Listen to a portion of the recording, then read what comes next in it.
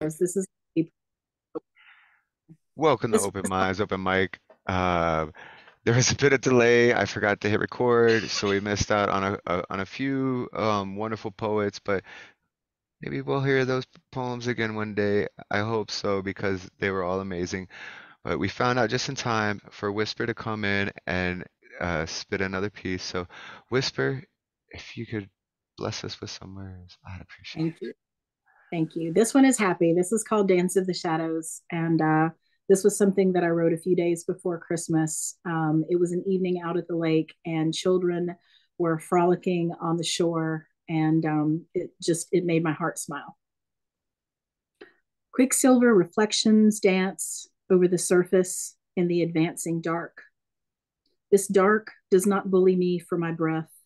It does not shoulder against me seeking space. It is a gentle gloaming that arose when the sun melted into the forests of the night. Golden lights from across the water play on the mercurial canvas, while the echoing voices of the shadow dancers exult. Giddy wraiths, they pirouette in delight and chunk rocks, watching intently for the frog like progress of the stones across the deep, giving great hurrahs, sink or swim. The night watches them with gentle eyes, and I admire its bravery as it lovingly releases the shadow dancers to the land for safekeeping. Their sounds slip away as if captured in the blanket of the night and loved to sleep, leaving only the song of the undulating water to reverberate upon the shore. One by one, the golden lights are snuffed until only the moonless sky presides. The night rests its head and sighs, resolved to wait patiently for the rising of the sun and the return of the dancers. This it. Absolutely beautiful. Everybody, unmute yourselves and give it up for Whisper Poet. I love Thank you. Whisper Whisper Poet. poems. Thank Yeah. you. Awesome. We love you, Yeah. Beautiful, Whisper. beautiful. And for Woo! those of you just Yeah. tuning in, Beautiful, beautiful, beautiful. and a Mm. big thank you uh, to Nemo who helped me edit my work. So genius, Nemo. Thank you. Nemo, love, big love. So she just did a piece that you're going to hear later on in the future that was amazing about the. I'm going to comment on it, even though they didn't hear it. Is that okay? So Give it to up, give man. some, she did this piece that really covered sort of a post-apocalyptic landscape called America Today about chemical plants and it was just brilliant and it was made up of driving by and she hit record and took notes and then transcribed it into a poem and we just found out that and she's going to come back and do it and I can't wait to hear it in its next incarnation because it's really good work, really good writing and the job of the poet. So thank you, Whisper. Yeah, And Terri I Segal. agree with you, Cece. If it's the one I'm thinking of that we saw being presented over at Who Naked Up in here, I agree with you. That is epic. Is that the one you're talking about? Yay! Oh my gosh, I'm sorry I missed it, I Whisper. I made that drive through there because I came from South Florida, went up across the Panhandle, Alabama, Louisiana, all the way up, and I picked Jess up in Houston, flew her to Houston, and then she took over driving. But we took a scenic route. We kind of went through New Mexico, we went to Roswell. We kind of, we could have made it right to Alberta. I could have taken a straight route, but we had our anniversary during that road trip too, so we stopped at Yellowstone for our anniversary, our first year anniversary, and like so it was a beautiful trip. And I drove that part luckily by myself, so Jess didn't have to see that section of the South there. And you're right, it was just I felt sick to my stomach seeing it. And I don't live It out that way, but I'm glad you mentioned East Texas because of all the places on earth where they fracked. East Tech, the people who live there, and that's the same place they did that movie. What's her name played the star in where they went after the big company who were killing people. Aaron I mean, Brockovich. We'll tell you yeah, honestly, Aaron Brockovich. there. East the What it, the what it, amount of fracking and what that permanently destroys drinking water forever, and no one talks about it, and they just so tripled and doubled down. we spent the night in Cove, Texas, or Bayview, Texas, and I decided to take a bath instead of a shower. And the water is brown, like the water is not clean. This is a hotel, But honestly, I swear what it felt like, there's shit strewn everywhere. I mean, just it really, I can picture some oil like production manager or project manager going, okay, guys, let's get it going. We got to get this rolling. We got to, it's like literally sucking the blood out of the earth. It was horrible. It was horrifying. And I will have pictures because the person that went with me on the trip is a photographer. She took some amazing photos. So I will have photos for you so that you can see what I saw. And I don't know, maybe together we can all find a way to be different than what we're being. And the bittersweet is our role in it. And the people doing this thinking that there's nothing they could do to stop us because they're still rolling by in their cars with their tires, which is a byproduct. And it's that level of responsibility that we could expose it as poets, but to come up with a resolve on top of that, that takes a paradigm shift. So I think we could do that too. Yeah, definitely, definitely. Love made it. Thank you, Love, for showing up. I had to start the mic. We were all antsy and wanting to read, so we started, but we're so glad you're here. We're gonna go ahead and roll into the next poet, and then I think we'll stop and we'll have this healing discussion and do our thing. So, Alex, if you'd like to unmute yourself and bless us with some words, I would greatly appreciate it. Okay, and I'll also put the poem in the chat because I'm an Academy Award expert. So yes, Erin Brockovich, Julia Roberts won the Oscar, and the way she did her speech is very funny to watch because she's like, "Ooh, I got me just like pretty and so like that." So this is funny. And this poem, I wrote it as Elle Woods because I was playing around with Reese Witherspoon's character Elle Woods in Legally Blonde. So that's why I try to make it a comedy by playing around with the spelling. Elle Woods, the joyful laughter of modern comedy can add colorful color to a boring reality, and blonde hair could even symbolize intelligence and not just being a fairy tale princess. So cheers to the empowerment from Reese Witherspoon, an actress with range from comedy to drama, and even Elle Woods attending Harvard is so not the drama. So thankfully, it is truly possible and even legal to be a regal blonde and not just a bombshell. Thank you.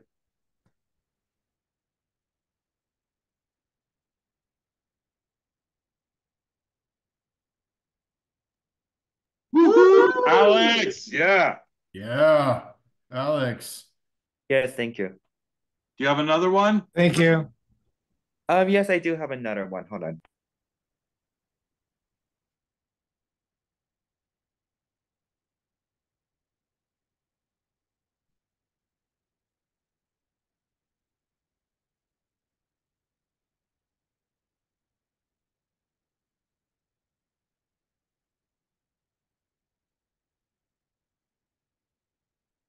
You're muted.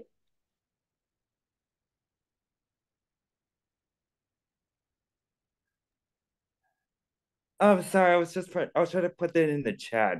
So this is because Grace Randolph from the star from Beyond the Trailer, she likes the Gilded Age TV show. So I was just playing around with her admiration of the Gilded Age TV show on like whatever channel it is. So this is called Bill from the Gilded Age. Sorry, I had to put the poem in the chat, so I was just copying and pasting on my iPad. Sorry about that. Okay, and also let me just turn on my my camera. Hi. Okay. And this is called Bill from the Gilded Age. Sorry, it just took me a minute. Okay. Within American history and the Gilded Age, the Gilded Age set the stage for a nation that combined democracy with plutocracy. But in reality, the Declaration of Independence is still an idealized dream filled with ethereal elegance, and even if the wealthy are not as great as the Great Gatsby, then build upon the earth that Terra stands upon and dare to continue on, so that the color purple could be more than just the costume of the wealthy, and then assume personal responsibility for the love of humanity in a nation that could improve through the power of transformation as well as the purity of imagination. Thank you. Everybody, unmute yourself and give it up for Alex Phuong. Okay. Alex, Beautiful, yeah. Thank you, Alex. Mr. Bear. Yeah. Thank you for Wonderful. waiting. Hi, Thank you for Bear. Hi, Mr. Mr. Bear, Bear. we love you. Yeah. Okay. Thank you so much, Alex. All right, so Love showed up. Thank you for showing up, Love. We had no feature today, and like I kind of filled everybody in on the situation. Um, so I'll give a brief summary for anyone who missed it. Back in July, during the after hours, I was kind of in a freestyle, and I used the word that hurt love, and I love love. Um, and I thought we had resolved it and healed it, but apparently them inner childs are stubborn sometimes and just you wanted it to be handled in a more public way. So, for all y'all who missed the explanation, basically, yeah, I hurt someone who I loved and cared about, and I thought I healed it, and it wasn't healed, and so that's what we're here to do tonight. Is to discuss this, right? And to heal and learn from it, and hopefully, since we're just all such powerful minds, that any bit of healing we do here will trickle down to the world and into the collective consciousness, and we can make a difference. So, love, if you don't mind, I want to hear your side of it, right? And how it affected you, and then we can do like an open discussion. If anyone has something to say, maybe raise your hand on a thing and we'll call it out. We'll try to do this somewhat organized as, you know, kind of a feature, which we had like 5 open mics now almost. So it's pretty much a feature set. Like we'll do like 20, 30 minutes on it, however long it takes. Because we don't have many people in the room here tonight. So yeah, love. First off and foremost, I want to apologize for hurting you. It was never my intention. I love and care about you very much. I have learned a lot since then. And to know that you were still hurt by it, like, just tore me up inside. And so, yeah, I want to hear your thoughts on it, and if you'd be able to kind of open the discussion of this, I would really appreciate it. From my perspective, it felt like well, one lantern carrier shared, the platform with me. So honestly, I was just enjoying, coming back to Open Minds for I think the second time. I'm sorry, I have family in the back. And I'll be honest, it kind of felt like family for me. So it really triggered me really bad. Um when you did it, like to the point where like I just am really emotional about it in general. And then I think just being like I was going through a lot at the time as well. So I just feel like um um it just wasn't tasteful for me. I feel like it wasn't something a friend would do for me personally, not something um you know yeah, I just didn't appreciate it in any way. Like, no part of me, like, I feel like my ancestors, me, like, just in any way didn't feel good. I just literally, kind of froze, I think, that night and just left, once I realized nobody was going to say anything because it was like 6 other white people in the room to say something. Nobody said anything. Um, Other than maybe like Maddie like dropping like ooh in the chat. And I just thought that was fucking ridiculous, to be honest. So I just had to leave because, to be honest, like with my childhood, I really did grow up being abused. And I feel like I am kind of like getting out of that and still kind of getting out of that and like transcending that situation. So I feel like that really felt like a test, like to put me down. I'm not gonna lie. It's cool if that's not your intention, but like spiritually, as a Black person who like that just wasn't cool for me at all. And I just was very disgusted, to be honest. And I cried a lot at the time, but I didn't really have the words to like address that on the spot at all. Because I wasn't expecting it to happen to me. And that never has happened to me before, even though I'm from, Alabama. That's never happened to me. So I've never experienced anybody saying that to me. Um, And to be honest, I feel like at any point in time, if I was in Alabama and that was said to me, then I would have been violent, but I'm not in that place at this point in time. So really all I could do is freeze, to be fair, and just leave the room, because any other reaction from me personally would have been a violent one, because that is what you triggered. And that's just being honest. I'm not, lantern carrier or something. So I'm not like, completely coming from a place of, whatever you think is spiritual mastership or somebody who should be unfazed by that. I'm not that person. I was very fazed by that. I was very touched by that. I'm still touched by that today. If I sat and asked my little cousin, she's 11 years old, do you forgive that situation? She said no. So for me personally, do I forgive you? Yeah, because I am an adult. But like in a degree, it's like I've already been like, I think abused so much by my own family that I'm like really at a point that I'm really sick of that shit, And it's just like space type shit. So I took space just to focus on me and my family that you hear in the background. That's just the reality of the situation, because I did leave this situation because it's not like, oh, I'm just clashing with y'all in here for fun. There's things about my family that we're still clashing about. So it's nothing to like assume that what I'm going through is like in any place, I think, to like disrespect me like that. Because I do feel like if I disrespected anybody else, like in a way that I feel like, oh, I want to use my words and my freedom like that, then it wouldn't be okay either. And everyone would say, oh no, we're poets. We uplift each other. We don't do that. You're being mean. So I don't feel like that was okay. That's really all I had to say. I think about it. Is that I've been trying to,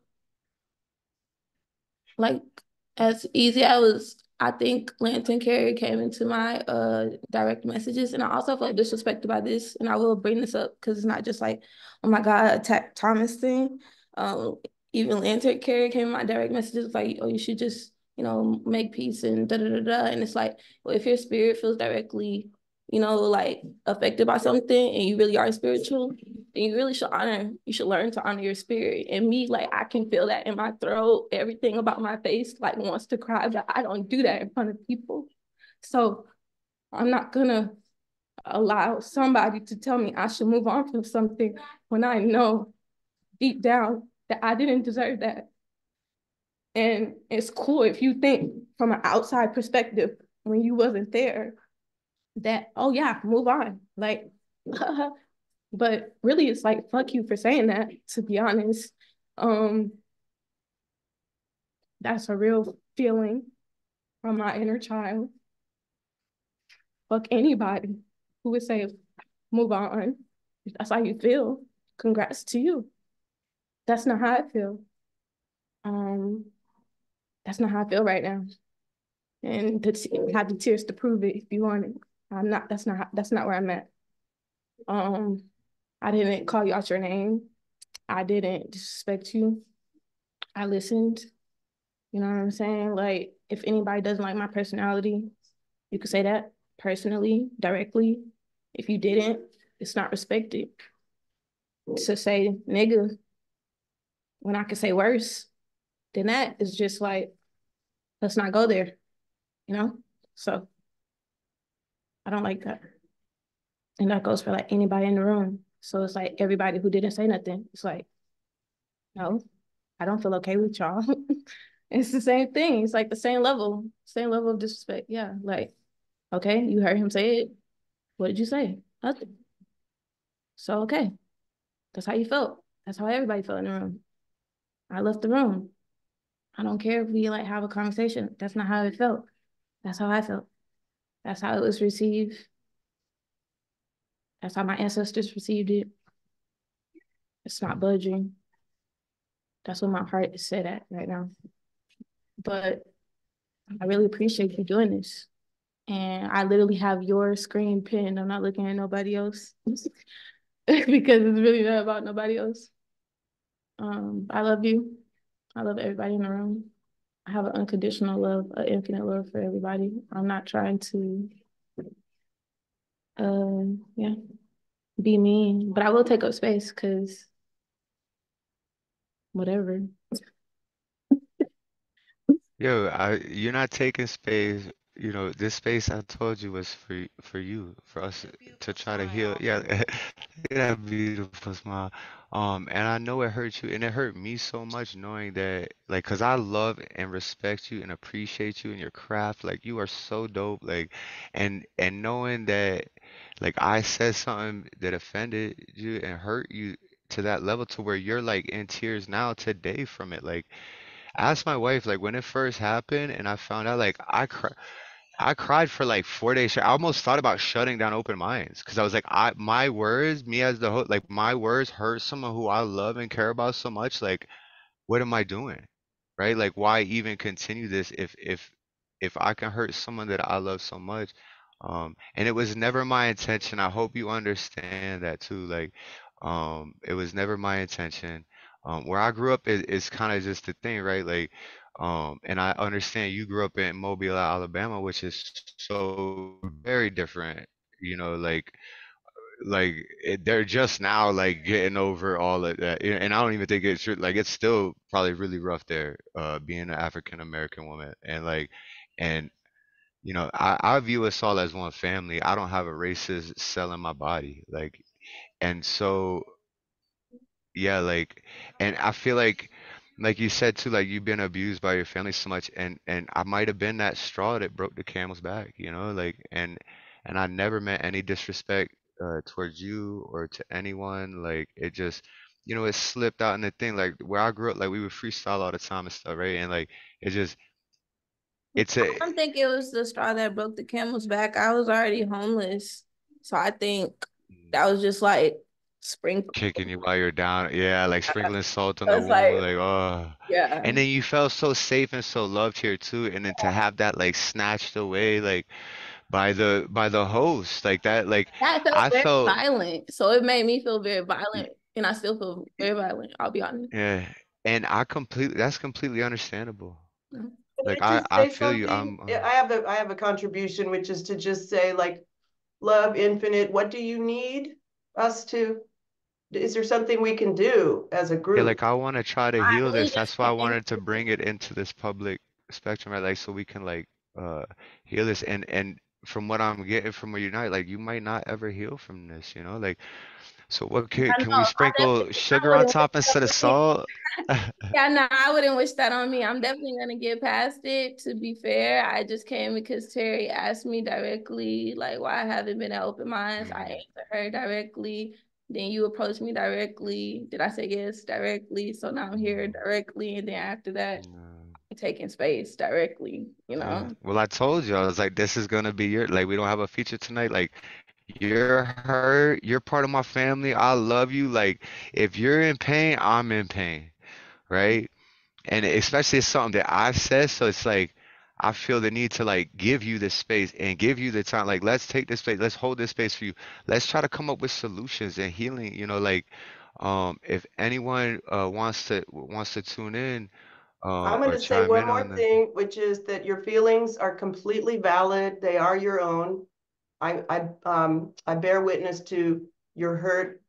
And if I were there that night, it might have been my first time ever on the open mic. I don't remember the incident. And what I will do as a white person moving forward is if I ever hear something offensive being said at any open mic moving forward, I will do my utmost best to speak to that. That's what I would do my best to do. And yes, your feelings are yours. They are valid. And I am not here to ask anybody to move on and be not feeling their feelings. But it's my understanding that like when when a person is hurt that way, that maybe the best thing to do would be to say, like, what do you need? So I wasn't really saying that in any kind of way to be dismissive. I'm really wondering what you need. That's what I want to say. I know I was really answering. I wasn't trying to be funny. I'm gonna take space. I think what I've been doing, literally, because I've been back at open minds, despite him Yeah, saying you.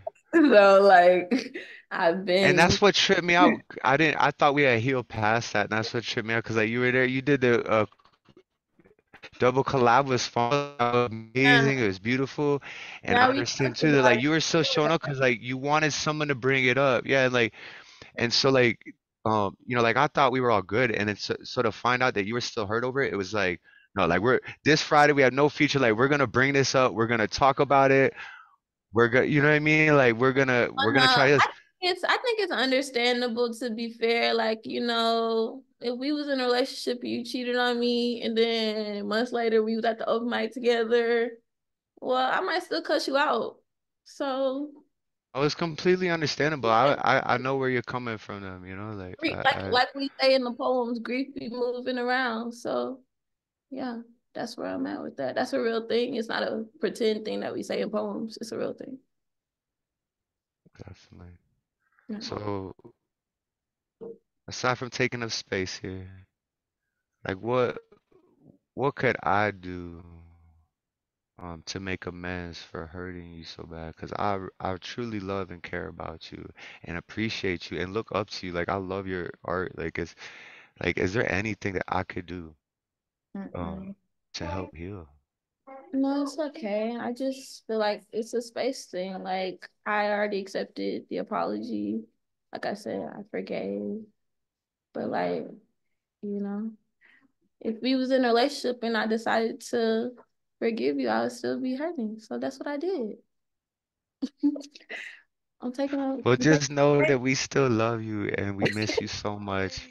And yeah, your love infinite, but we also have infinite love for you as well, right? Like you part of the fam, and Well, yeah, like, it's funny, that I'm looking at like Catalyst in her heart. It reminds me, I'm like, maybe it's like Catalyst said, like, I'm her poet crush. And then you said that. And then I was like, oh, you're my poet crush. And so it's like, I got my heart broken by my poet crush. Maybe that's that. I'll call it out like that. I'm not going to cry about it though. yo, you can ask Catalyst like I was so or Magus too, I guess like in tears, like oh my God, like I love Infinite and I heard them like yeah, I went out into the mountains and like went like it was. I'm not gonna say it affected me as much as it did you, but like it was almost to that like it was felt like and I felt so bad because like I said I love and appreciate and care about you so much that I just felt so horrible like hurting your feelings and it was never my intention. um and I have no excuse for it, right? I've learned since then that, you know, that word is still in a very limbo state, right? A lot of us, like especially in the South, used it as a term of endearment. And like Cozzy released a video talking about it, and I believe it was uh the Egyptians or the Somalians that Ningus used to mean king, and so the white folk uh try to twist it to turn it into a bad word, and then so in the South we kind of twisted it to try to reclaim the power, and use it as a term of endearment. But I understand that not everyone still sees it that way, right? Like so, I haven't said it since, and I won't say it on the mic, right? Like I learned because I realized that's a word that is still a very powerful word that can hurt people and hurt people that I love. So it was a very eye-opening experience for me. And like I'm not perfect, I opened this mic a year and a half ago because I read a poem that I wrote when I was 16 at some open mic and I wanted to write more. So my wife was like, well, start your own. And then next thing I know, like we created this beautiful, place. And yeah, Cozzy, you got any words you want to say on this matter? It's nice to know somebody watched my video. Nah, but yes, I don't know. My things are like threatening to freeze right now, so hopefully it doesn't cut me up. But real quick, yes, yes, I made that video regarding this specific topic actually, because it's a very controversial topic, and I mean, I wanted to get across what so many people don't know, and that first thing is that the Black race is the ultimate race of royalty. All other races descend from the Black race. A lot of people don't know that. And as you were saying, the word Negus, Negus, is an Ethiopian word um, um, meaning royalty, which the colonizers convoluted nefariously in order to be able to degrade the African Americans and oppress them and enslave them. So then, like I said in the video, we the people took it back and convoluted it back to its original etymology of royalty by saying nega. And so it's a word of royalty. It's not a word of hatred or love. You know what I mean? It's a word of, it's not a word of hatred. It's a word of love and peace and, unity. So that's what I was trying to get across. So And growing up in South Florida and stuff like that's how we always kind of use it. Like, it's a term of like love and endearment. Like that's like family and bonding. And we were feeling like if we took the power back from that word and changed it up and flipped it back on them and turned it into a positive, then we right, take the power away from that word. But like, I'm exactly, white. Like I don't have a say in that, right? But Yeah. I grew up in a place where like, I was a part of that, right? So like I could understand, that, you were hurt from hearing it come out of my white mouth, right? But yeah, it's just I love you and the fact that I hurt you just really hurt me and I think the whole world kind of needs to hear about this and learn from it and grow from it and heal from it because um we the people, us family, us poets, like we need to be the difference that we want to see, right?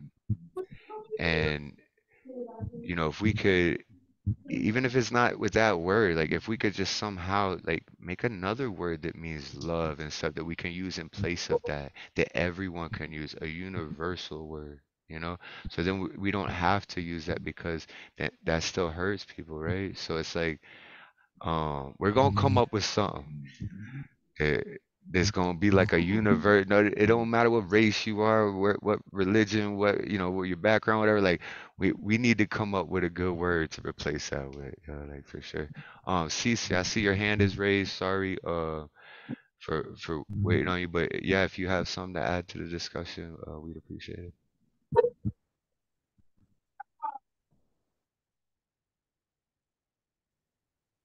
You're muted, Cece, you're muted. Yeah, there's a trend over in England on that note you just said about universality, which is very, very, very important thing to say. And there are people who are on the street now starting to say, "Hey, love," or "Hi, love," "Bye, love," instead of "dude." It's just like catching on, just making it okay to say, "Thank you, love," to everyone all the Yo, time. that's so fitting too, cause love and But on the other and I note, I love all want, fam. Let's use yeah, that.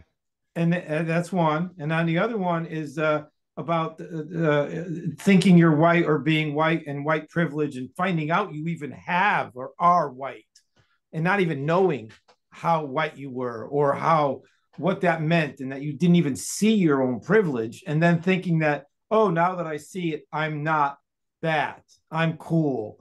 Like when I was young, it's like there were some people who had at least one black friend, and they say, "See, I'm not racist. I have a friend." But it was like that's so minuscule, it's so ridiculous. The inhumanity of it all is like the level of innocence embedded in the ignorance is incredibly deep when you're a byproduct of a civilization or a society that tells you that you're superior and then makes that blind to you. It's like you never were. You know that you have skin. You have two eyes. It's like who are you to treat anyone like that? And just the level of ignorance and innocence inside racism is monumental. And coming out of that innocence and recognizing a blind ignorance and then behaving that way, it's an awkward process for a lot of people who say I'm white. I was personally blessed because my kindergarten teacher was Miss Bellamy, and she was a black teacher in kindergarten, and I loved her like my mom. And I didn't hear the N word until after that time in my life. And the first time I heard it, somebody called me an N lover. It's like because I used to. There was these five brothers, and I was friends with the youngest one, Kim, and then and that's when the first time I was maybe 6 years old, and it's what. So you couldn't hurt me to this woman who gave me peace that my own mother, who loved me, couldn't give me. So I just grew up that way. And then I saw all through my childhood what it was like for people to not see that they were racist. And then Archie Bunker was such a good, Carol O'Connor was such a good actor. People thought it was actually funny how stupid he was. He played an asshole, a racist, white, middle class, racist asshole. But he was a brilliant actor, and he was funny in the laugh track. And his wife was, yes, Archie, and it was all that stuff. And then what that director had to go through. And you talk about Shakespeare and Tennessee Williams. What about August Wilson? Now that's information. I mean, that's a society that can talk about the crit because it's all the same. Innocence on innocence, ignorance on innocence, and oppression on oppression. Inside innocence doesn't make it not ignorant. And the pain, and when the ultimate pain is that the enemy is not one thing over another thing or one sum over another someone. And it's not about that. It's about the hate itself, the raw energy of hate. Like what made Hitler a reality, a society, no money, no home, no jobs, and they needed a leader, and so they found a king, and he was as popular as Bush was. He went free, and that it was hatred, and it justified hatred, and that's the disease. And if you understand what happened with eugenics, and if you understand what happened with the OSS, and if you know what that is, if you understand what happened to the thing that happened of the Nuremberg trial after World War II, and if you know what Operation Paperclip is, and if you follow that line of hatred, which is of our species, there's a movement that started way back, and believe it or not, it's tied to Margaret Sanger and all that too, and even. It's complicated. We're a complicated, fucked up, ignorant species trying to find out. Can I just jump in and just say that's good. White people should not be lecturing in this discussion, I don't think, CC, but I'm not talking about white people. I'll just add that. All right, go ahead. Go ahead. You are white. I'm white. I'll just add I'm sorry if I said anything wrong. Okay. I was trying to go universal. I don't know if you did. That's just my opinion, that I'm just trying to jump in a little and say that oh boy, I was working as a daycare provider for Bobby Seale's children, and we should all study the Black Panther movement. We should all maybe read the autobiography of Malcolm X, and maybe we should even, as we're standing up and doing our open mic stuff, address this is land that we are on, unceded native land that is also the fruit of, Africans that were brought here against their own will and built it to what it is. And that's all I really want to say. All power to the people. Yeah. I did like what I agree with what CC was saying, to be honest. I didn't feel like taking up too much space. And I think that's kind of what I meant. earlier when I was saying when it felt like I was rambling for a long time. And I was like, and I am gonna take up this space. I feel like white or black or whatever color, that all of us are not short, concise, perfect paragraph speaking people. And some of us do ramble. Some of us have a lot to say, and a lot of it is good. And I do feel like we should be able to listen to longer things. I remember being like in a room in QPAC. I think Frogg Corpse was there that night. I was talking to the host, Dr. Faison, who has also said nigga around me, by the way. Yo, Faison's cool. I like Faison. I don't care. But anyways. Yeah, if he said it we heard about you, I don't like him as much anymore. Because I End know of how the much day, I was talking for a while, like a block of time, and I think when I was done, I think they interrupted me to say like, "You're talking for a long time," and I was like, "Damn!" Like I thought we was having a Yeah, conversation. like I got shit to say. Like, I'm Yeah, talking for a long time because I got shit to say, right. right? Maybe Cece had something to say. I thought that was. Yeah. Yeah, I think that's awkward for me as well sometimes, and I don't show up a lot as well because I'm not really I have a lot to say. In my early 20s, somebody once called me a white person, and I was the only white person in the room. And I got mad as fuck. And I said, "Don't you ever fucking call me a fucking white person a fucking again. I'm a person." And Yeah, that's just right? It's kind of weird because if you know, That's like, what tripped me out like too. black person should take up that much space. I don't feel like Cozzy Coz should take up that much space. It's like weird. It's something weird to say, like it because happened to me. everybody This is might need a it. story. I feel like if we are in a space and it's like open minds, anybody might need the space. And then And also, that was the thought process behind it too, who's not like even here come and tell me that somebody did take up space, about stuff that was very heavy, and like we should be able to take up space and give care to people, and maybe not it always be about poetry all the time, but like Debby said, we are on land that is stolen, and that's important. yeah, right? And but so are people's emotions and thoughts as well beyond poetry. So Yeah. I think that's why the whole you saying nigga thing was important, because my thoughts beyond poetry was that, oh, a white person shouldn't say that around me.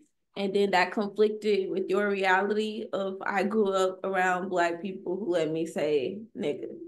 And to be honest, that's just where we were at with that, Like that's a real thing though, like I'm sure it's a lot of different upbringings that would conflict and have to be healed or to be addressed, but I feel like that's fair.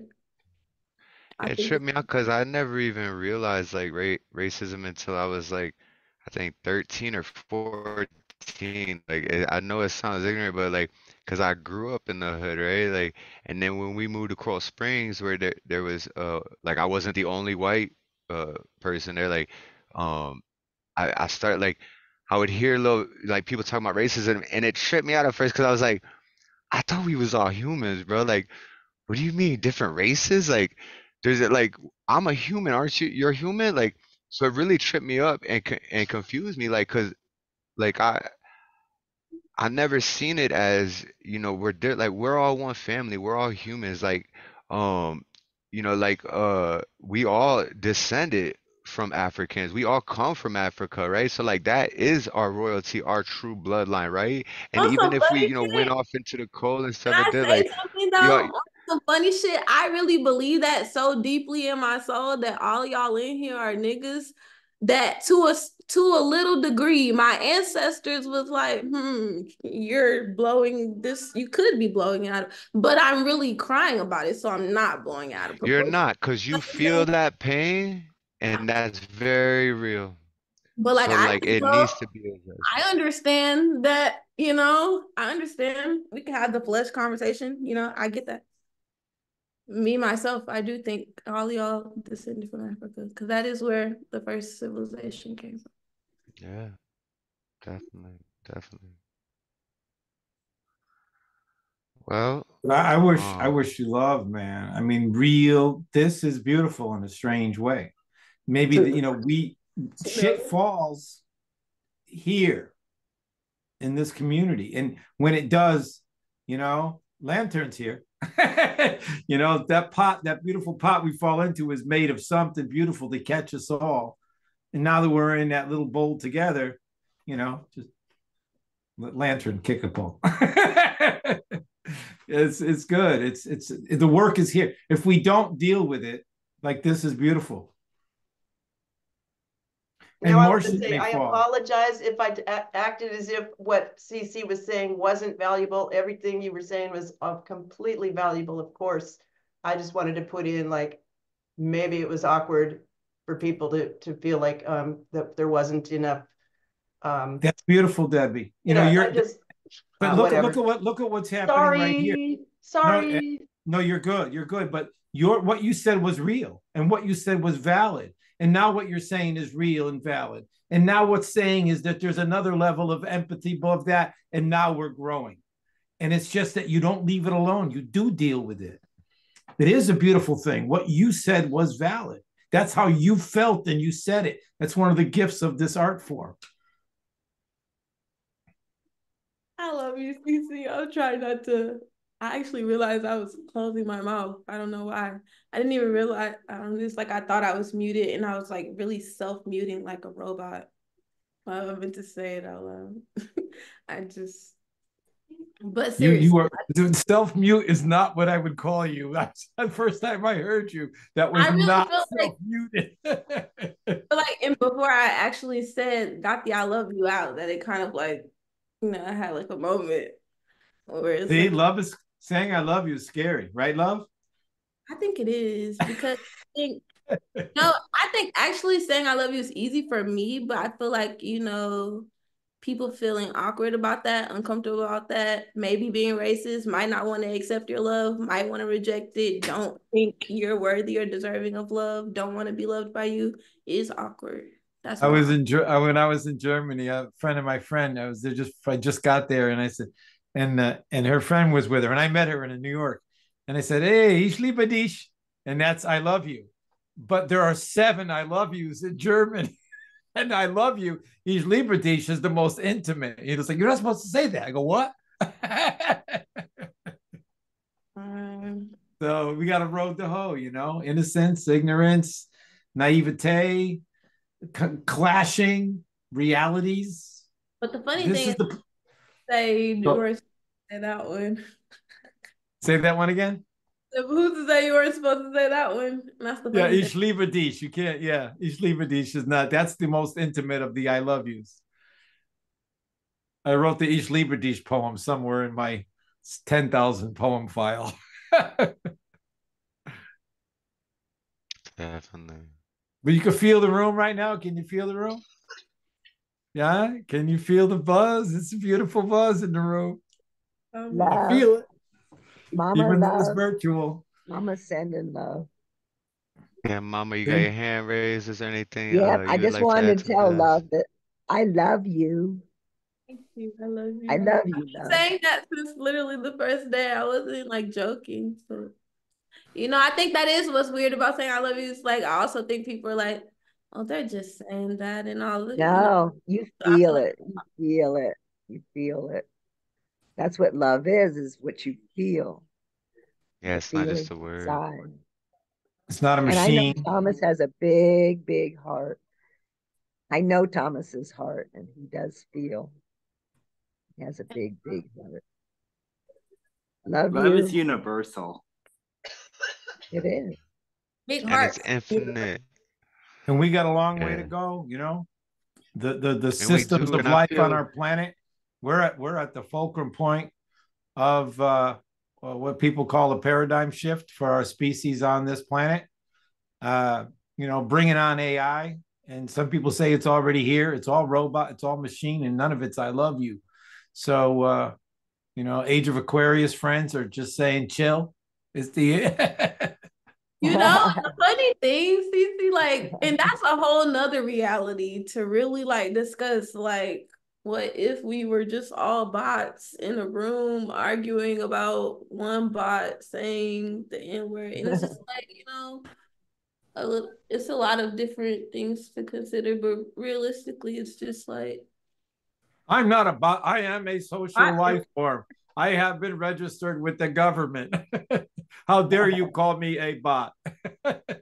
You don't know where it's gonna go, man.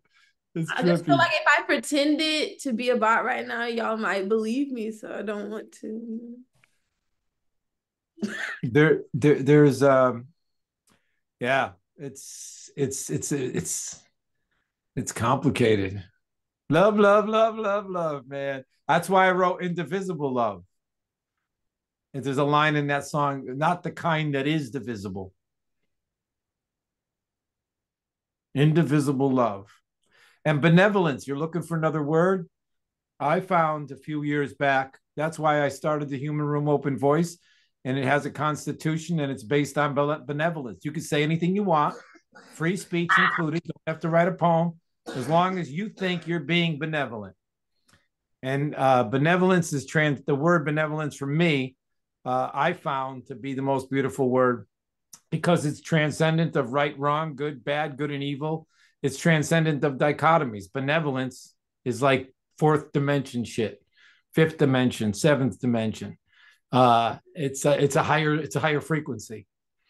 And if you think you're coming from there, aiming from there, and they say we're a lot more dumb than the people of Egypt. That was a much higher evolved frequency of life forms coexisting.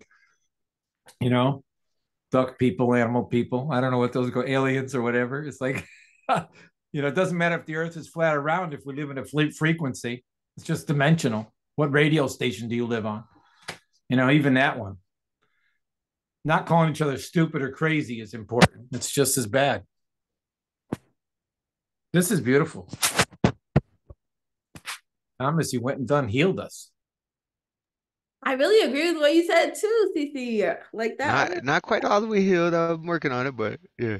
I have to run to the bathroom though. I got my headset on. If y'all want to continue talking for a bit, I'm gonna run to the bathroom. Like I do feel like we're making progress here. Um, yeah. So let's keep I this think conversation going for a what bit. Magus is doing with your Monday night thing about reading other poets has created another level of love.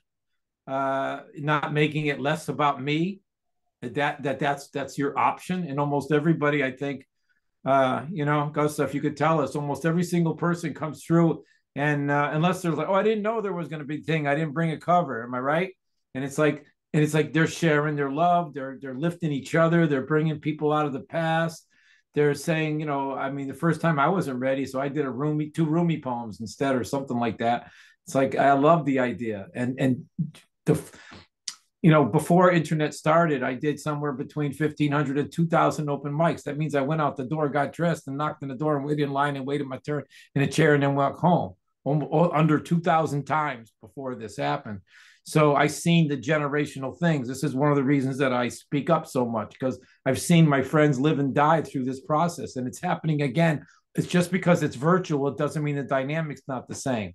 And one of the things I learned, and one of the reasons I'm bringing up Gustav and what he's doing on Monday nights, is because the format makes the venue. The format makes the venue. And as soon as you create a kingdom within a thing, and you create, you use the word royalty even early on, transcendent of royalty is really important, because feudalism is a really tricky thing to deal with. The nature of feudalism, how we are attracted to leaders, and then we look up to them inadvertently, not knowing we are looking down on ourselves. And that brings up the books that were written at the end of slavery about psychological slavery and the different kinds of that. There's a lot of ground to cover. We're a complex life form, bipedals walking around. We're not trees. Trees got a lot over us. Dolphins, they leave us behind. Octopi, we're fools. We're complicated, dangerous little bipedals. But so thank you for doing that. And your vision there is beautiful. You're contributing to the love. Cheers. Now Magus doesn't talk as much as me. He talks more, but we have to forgive him for that. He's- you're powerfully quiet. I'm jealous, man.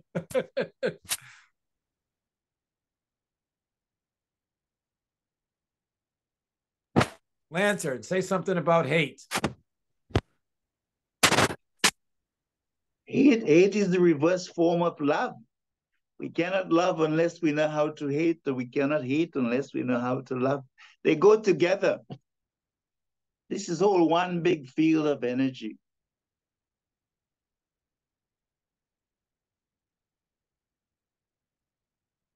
Did you ever read the dark of did you ever read my 9 principles of involvement? Not yet. Okay, I'll send them to you. In other words, benevolence is transcendent of that. Just imagine hate and love being opposites, and imagine love that does not have an opposite. It just doesn't even need us. Well, that was like the whole like It concept took me like behind 30 open years to minds. figure this one out. Yeah, like the whole concept of open minds when I started it was like I've done a lot of soul searching. I've done a lot of meditation. I've done maybe I've used some shortcuts such as psychedelics and stuff, but it was able to kind of forward lead me to realize that we are all one family. We all come from the same consciousness. We all come from there's one mother that we can all trace ourselves back to. So like we are technically all one family, and Is what I'm saying, Thomas. There really is nothing else. And I truly do have love for everyone, and that's why I wanted to create this space to not only share poetry and meet amazing people, but also my main goal is to like kind of reinforce that we are all one family and we all love each other and we should all show that love and appreciation to each other, Last night, Ngoma did a piece. I don't know if anybody was at the open mic last night. You don't remember me? Yeah. So remember when Ngoma did his music thing? Yeah.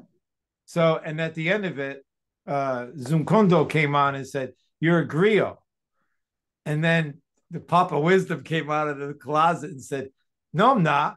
That's a French word." Whoa! It's like, and then Zumkondo is like, that's part of his heart and soul. He is a storyteller among storytellers. He's one of the gifted ones on the planet Earth of 8 billion people. The man is a gift. Yeah, and then he used the word griot. And then it's like, but the humility, it's like, there it is again. And there is the love. And you got to if you let the humility in, and you can transcend the dichotomy of love and hate. It is possible. It's even happening. I'm going to warm up a coffee.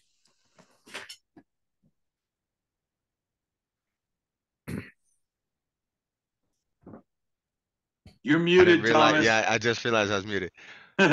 Love, I love you. Thank you so much for giving all of us this opportunity and this discussion. And you know, if you felt like you take enough space up, we can go on and read some more poetry. If not, we can do this all night. It's really up to you because this night's about you and about healing you because you were hurt. And so, like we could Did do you this manage all the night. bathroom, Thomas? Yeah, I read. I had the headphones on, but then I ran back just in time because I still, I want to be a part of this conversation as well, right?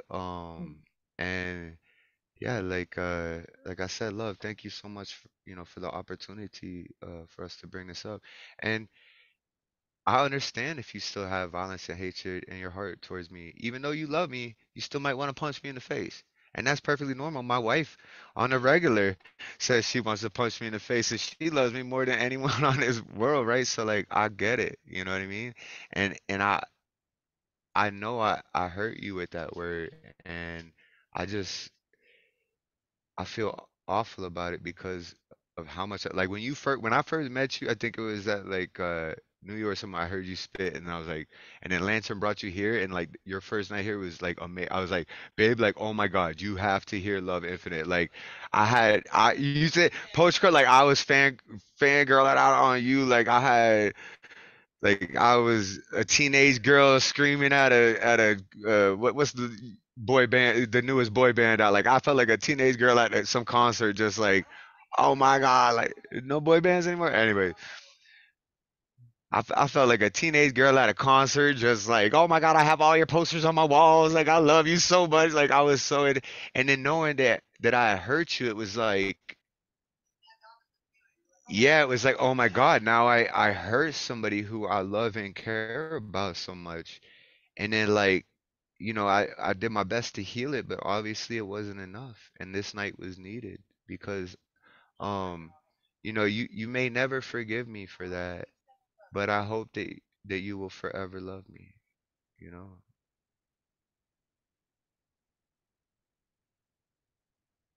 Sorry, I'm screaming in my background. I will forever love you, but I am going to oh, and I don't have um any hatred in my heart or violence in my heart anymore. I'll say my dog cured it, and also give a huge shout out to Cece, our shot girls, for being funny. And but yeah, no, life's not that serious. We are family. Life's funny, bees make honey. But yeah, I'm gonna head out like your mom and, take care of myself, take a shower and things of that nature. Can I go to sleep tonight with a clear consciousness, knowing that we did healing tonight and that this was a very important night for not just us and the people in the room, but for the whole world? Like, because we're all over, right? And so our energies linking up. Like, we're setting out ripples of waves of love and healing and like unity and all that. So, yeah, good night, Mom. Thank you so much, Love Infinite, for this night, for this opportunity. And I hope to see you here next Friday or on Monday. Show up to maybe we could do you on Tuesday too. We could do an interview with you. We'll talk to Whisper about it, get you on the books there because I would love to hear your process. And I don't know if you seen the Heart of the Artist show yet, but it's such a cool platform. It's an interview show, right? So it's like uh, Whisper Poet is so good with interviewing people and asking the right questions that don't require too long of an answer, but can get good feedback and follow-ups. And Whisper just crush on that. And like I would love to learn more about you and your process, your creative process. Like what really got me was like how you were mixing like actual like quantum physics and science facts with like spirituality and like connecting the two because that's how I view it too, like spirit science, right? Like uh it's there's ways to scientifically prove these spiritual concepts that they've known about, in the East for thousands of years, and they speak of like it's Epigenetics. Epigenetics is at the lead of that. But yeah, love again. Thank you so much. Everybody, unmute yourselves and give infinite love to Love Infinite. Yeah, we love you. Love Yo, more love, you. man. One love, man. Mama One loves love, you. yo. Yeah. Your One feelings love, are man. your One love. feelings, and you get to feel them. Yeah. Love you. You too, Debbie. Bye, everyone. Thank you so much for holding. You too, Gustav. And thank you, I Tom. love making you smile, man. So proud and so thankful that you did Love, this. man. Much Right? love, man. Indivisible love. That's my Of course contribution. I love you. Of course I forgive you because you're so bold and direct to And he had to ask, you had to say yes. A lot had to happen to bring that pain out of pain again back Well, into where it belongs. yeah, The I healing even always waits for us. gave them options. I was like, look, like we can, because they had mentioned to Terry, like, it happened in such a public space, but it was handled privately. And I was like I didn't know at the time, I didn't know how they wanted to handle it. Because I've been in a kind of a similar situation, and it was a very traumatic situation, and I was sitting there covered in blood with the stepfather and the brothers are going, what happened? And I'm like, I can't say nothing because it's not my, like I don't know if she wanted to to let it be known. And so like I've kind of been through a situation like that where it's like, you know, I don't know if like I want to bring this up and like, you know, because like then maybe you'd feel like you're put on the spot or whatever. It's not my place to like say like, you know, like this or that. So, you know, I thought everything was handled. And then when I found out it wasn't, that you were still, you know, Yeah, I feeling don't hurt, know. I I was guess like, no, like like let's fix this. Like a we gotta, you want to do it voyeur. live? Like we ain't got no feature. Yeah, I It's guess your I'm night like a tonight. You know what I mean? Like, voyeurist. It's like you did it live. I want to do it live. Yeah. yeah. Can, So yeah, you know. can I say one thing to Love before you go? Yes. About when you brought up the subject of violence, and this is for everyone, including myself. When something hurts you so much that you have to hurt back just to survive, that energy, just like the raw energy of hate, doesn't matter if the blue people did it to the green people and the purple people got in the middle and the orange people ended up suffering. It didn't matter. The energy of that hatred and that violence that went through and generational. That's where they talk about breaking generational hatred and generational ignorance and stuff like that. It's like my dad called me stupid. I'm going to call you stupid, and I'm not going to call my kid stupid. And that kid becomes an artist. Little cartoon I saw today. But in the category of forgiveness, it took me maybe half my life before I heard it, and another 10 years for me to really get it, that you don't have to ever forgive anyone. The Dalai Lama said this. He goes, you don't have to forgive anyone. You have to forgive yourself. And what that means, and I don't mean in some kumbaya kind of way, but what that means is that something happened in your life and it made it into your personal space. And that energy that made it, you're responsible for some way of healing the fact that it got past your personal space of peace. And it made it inside that. That's where the forgiveness lives and works. You don't have to forgive ignorance for being ignorant or stupid for being stupid or mean for, that's their job. But you do have to in the forgiveness, because that's how the pain and the violence transmutes through you and becomes generational. Can you put your mind around that one? You And want honestly, that's Can you yeah, put and your mind around honestly, that one, that's Love? almost like where I'm stuck at. I don't know if I could even forgive myself yet. Like I haven't even been able to forgive myself yet because I know that Oh, like I that's the hurt someone only that I love place and you care about have to so much. forgive. And Forgiving so outward. yeah, like Oh, Thomas, you don't have to forgive outward. You do have it's to do something that that. I have to try to get over Yeah, myself, you know, do like I that have to Now I first. forgive have myself for now I have this something almost to like contribute. It's possible, and we should all be able to hold two feelings at one time. Like we don't have to have all black and e- white feelings. Okay, exactly, like right? it's That's why I said like you can still want to punch me literally in the face but still love me. Like my wife's like that it's sometimes, you know, like literally okay. I you could do have two not emotions at the same want time. to hurt Thomas. If I saw Thomas in person, Hey, and I would take that punch in the face, and then you know we get a big hug, and you know what I'm saying? Like I I feel feel like Cozzy you leaning would. in. I I feel feel the like you lean. I would, would, I would straight up let you. I'll be like, yo, I deserved it. Like give it to the best you got, and then I But know no, afterwards you give me a big hug. I So don't want to hurt anyone. But at the end of the day, as I said in my big long thing, which you may have missed, my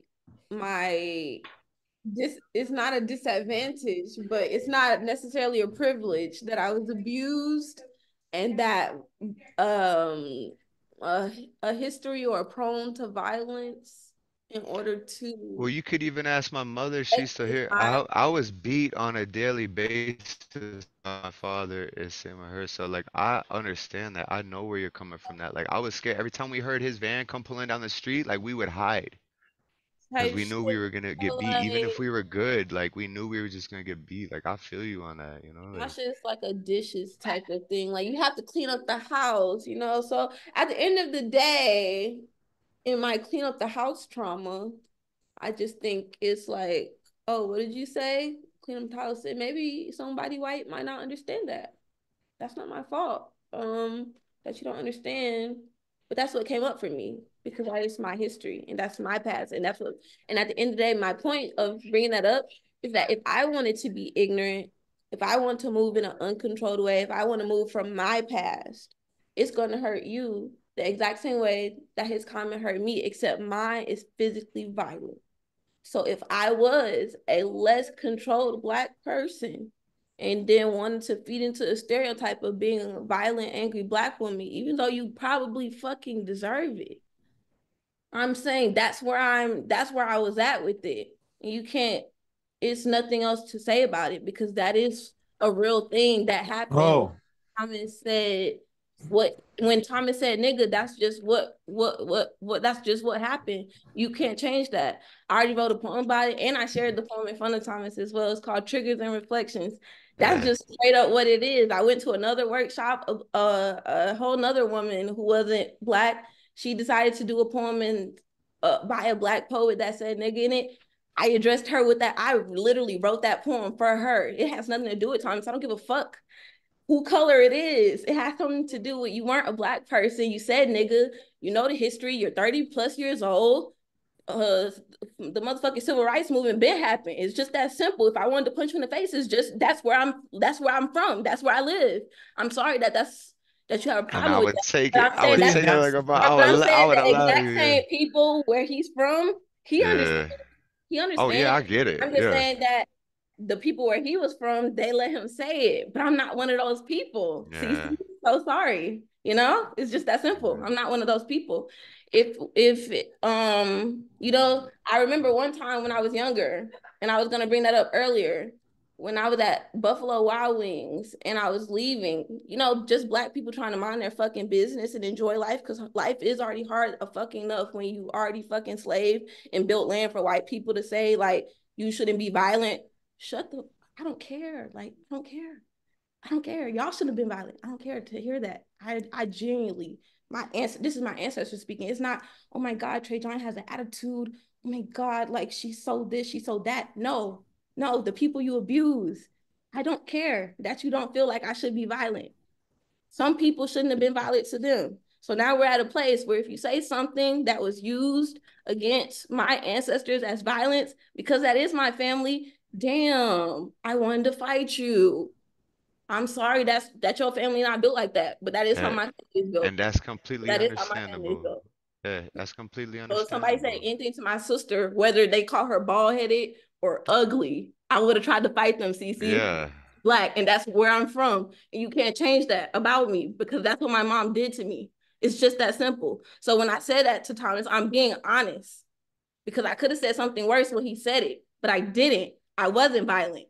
That's a privilege. Yeah, you showed a lot of restraint, and I appreciate that too. You did show a lot To of be honest, restraint, I'm and I showing didn't the even restraint know right now. I'm showing the restraint right now. Like that's really that's really me. Okay. It might not be the you Well, that you even like. that night, You you might just like like the love left, thinking that's and I doing was like, all the time, but this is the me that I'm constantly putting in check to exist around yeah, white the people. you that was hurt. Yeah, Because the this one, ain't the the you that you was that you hurt. like, You know? right? This the me that's Yeah, too Black for you. This is the me that's a yeah, nigga. Okay. yeah. So that really pisses me the fuck off, because violent rage, okay, something was done to me. Something was done to me. I'm saying literally in my childhood, not just, it ain't just about no Thomas. It's about my childhood. And if my mama said it, do you know who I was fighting in my childhood, CC? It was my mother. So if my mama said anything with me, I would want to fight my mother. It ain't got shit to do with Thomas. I would want to fight my mother. That's where we're at with it, okay? My mother abused me. A lot of things. I'm sorry that you don't understand it. It's not for you to understand. I was the one who was getting my ass beat. I'm the one who was showing restraint. So it's a lot of rage inside of me because I was showing restraint against somebody who I should have beat their fucking ass. Simple as that. If somebody's beating your ass, you should beat their ass. I'm sorry if you don't agree. Didn't say that. Sorry. But I even agree, and I'm the one getting my ass kicked in this scenario, and I'm like, right, yo, like I was ready to offer up my jaw, man, like like I deserved it, right? Like, cause I hurt you. I really You know what I mean? It was, left the room. yeah, I you were took quiet my and left rage the with room, and me, and I so at just brought first it I back didn't even know, here like I didn't because even it's real, and I'm realize. carrying it with me all the time. That's Yeah, the part we're talking to all the time. That's the part that's what infinite means. You know, it's not just yeah, pick and right. choose Yes. benevolence. No. It is that pain. It is slavery. It's some real shit that you did, and you have to really answer for that real shit. It's accountability for real emotions that you triggered, that you brought up, because you don't get to pick and choose what person you get to talk to. Once you trigger something, that's just boom, boom, boom. Now I'm a different person. Maybe now I switch. Maybe I have a mental disorder. Maybe y'all ain't checking in on me. Maybe you should watch who you talk to. Maybe you should watch what you say. Maybe you should never say nigga again type shit. Yeah. I'm feeling on my end. But I'm not trying to say all that to Thomas because I'm really a nice person. But if you try to pretend like I'm not being a nice person, like I'm not showing restraint, like I am some violent animal who's just like, oh my gosh, you're showing rage. Well, I'm not. I could though. I could. Yeah. Could. Yeah. Type shit. Definitely. I love you. I love how real you is too, and like honest, right? And My real life. I don't have any yeah, other choice. I was yeah, Choice. before school. I was really getting punched before school. Okay, so if yeah, somebody nigga to me, it is a fucking big ass issue. And yeah. assume it's the fucking least of my worries. I give a fuck about it if y'all are here. It's a problem for my ancestors to know that everybody should know that Thomas said it, and y'all can go tell whoever else you need to tell, spread it like fucking wildfire. And It could have Sfongo been said to me, anybody. It could have been yeah, anybody. And even when Thomas said something like, "Oh, you should do an interview with Whisper Poet." Whisper Poet's in the room. Did Whisper Poet say something for Trey John? No. So don't think it's not just all hearts as in like love infinite like that. It's love infinite as in, have you heard of Egyptian Bastet? Have you heard of yeah. Bastet? Have you heard of Well, righteous rap Lantern told before? me straight up Have you too. heard of somebody Love is doing some firm. shit to you and them deserving what the fuck ever comes back from it? Because you should have thought about what the fuck you said before you said it as an adult. Now that I have my control and I got the fucking floor and I got the stage, well, then I'm gonna do what the fuck I want to do with it. So if I wanted to punch somebody if we was in person in Canada, then that's my fucking right, because it's his right Damn to right, say it's your nigga. right. Freedom, Yeah, right? It's not freedom when Black yeah, people hell have yeah. it. And that's my big fucking issue. That if I want to be violent and rageous, you don't find nigga to be as violent and rageous, but I do it. That's what is triggering a violent and rageous reaction from me. That violent and rageous word. You can say we changed the word and we reclaimed the word. My ancestors said, no, you didn't. Negus is the word. That's what means king. Nigga means something completely fucking different. And every time we fucking say it, it means what the fuck it means. It's a negative fucking word. Simple as that. Everybody knows that. Black people fucking know it, but we still like the word. That's for Black people. It ain't for Thomas. It ain't for Cece. It ain't for Magus. And if you say it in your fucking personal home, that's cool. But if I wanted to punch you in personal public, that's my fucking right. Damn right. To bear Yo, arms. Sfongo, yeah, Sfongo said it to me in a very beautiful way. Like back when this whole thing started, he goes, um, you know, you c- you can control the intent in which you say something, but you can't control the intent in which someone hears it. So even if I had all the love behind it, and I said it as a term of endearment to my homeboy, that doesn't affect how it hurt Love Infinite, right? And so like It it's really don't even affect yeah, how you gotta hurt your homeboy. To be honest, he could be so goddamn stuck in his other more important Black home trauma that some person, he just wanted to have a friend, so he let you say it. You know what I'm saying? Because damn, we just want to have a friend sometimes. Sometimes you do just want to have a friend, just want to have a nigga. You just want to have a homeboy, right? And you don't want to make everything so fucking serious. But at some point in time, it might click for him that maybe he shouldn't have allowed that. Maybe he ain't gonna say that to you, but you know what I'm saying? We have to sit down with his wife, we had to sit down with his kids. You know what I'm saying? When they have to get real, like on a family perspective, well, then it might change. Because that might not be something he want his daughter or his son to be letting happen. That's the real paradigm shift that we're talking about here. So let's change the word. Let's change it. Let's use love. I like that. CC was saying it over in England now. They saying love instead of, you know what I mean? Like It was on a and that's podcast. like, you know what I'm saying? Like, yeah, I like that better. Lantern You know what lives I there. mean? Is that Instead of happening? using Do you that hear word it on the for bus, in the like subway? do you hear that, Lantern? Like, hey, what up, love? Like, what up, love? You know? Kills it What with up, love? How you doing, love? Lantern is the embodiment of love, yeah.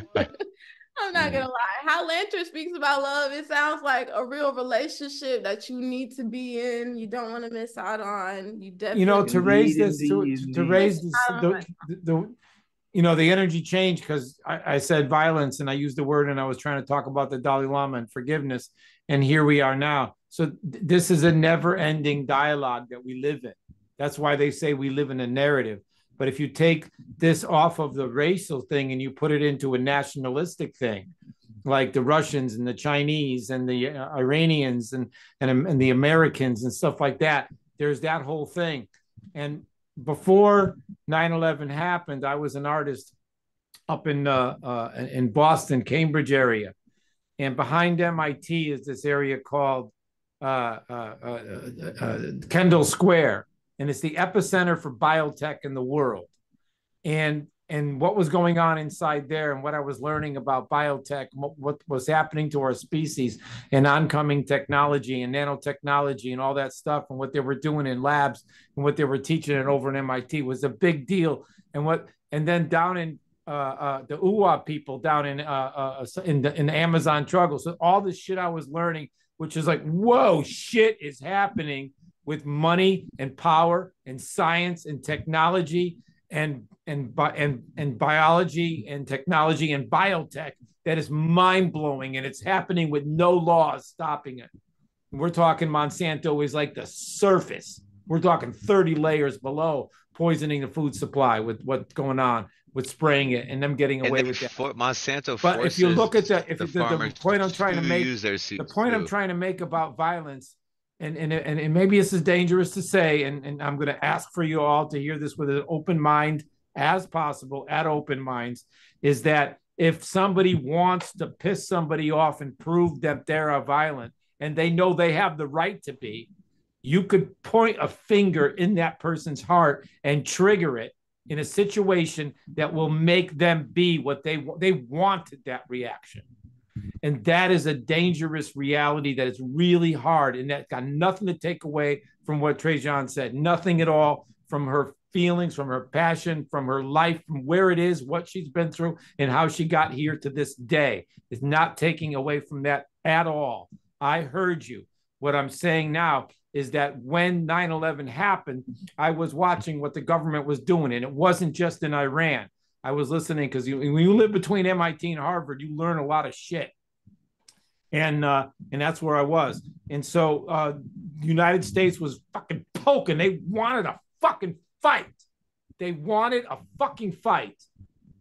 They did. And they were doing it all over the oil. And it's they didn't want to fight. They wanted the oil. Let me finish the last thing I'm going to say. It boils down to what's called It boils down to what's called the Texas bar fight in a scenario. And what that means is you want to kill somebody, but you don't have the right to hit them first because that's against the law. But if somebody hits you first, false flag operation. Yeah, all that aside, the very simple premise of this little diatribe or bullshit or rant I'm on is that if you want to take somebody out through themselves, then all you have to do is get them to hit you first. And to do that, you could hurt them where they know you're going to get a reaction. And once they swing and hit you, you are now legally allowed to hit them back. And that includes in law making a fist. You could hit someone with a fist, and that is a weapon. Open hand, not a weapon. These are laws. You hit somebody with a shoe on, that's called a shod foot. That's a weapon. You hit somebody with a bare foot, that's not a weapon. That's the difference between jail time and not jail time, who somebody comes up to you, pisses you off, and says, go ahead and hit me in front of whatever, a camera. It's dangerous. You could put someone in jail that way.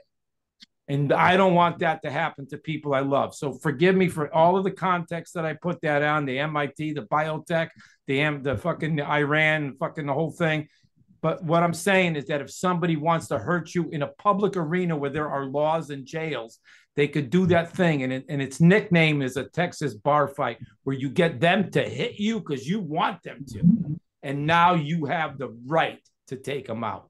And all you need is a witness. And you won't go to jail, and they will, even if you're fucking wrong and you fucking hurt somebody and they deserve to take you out.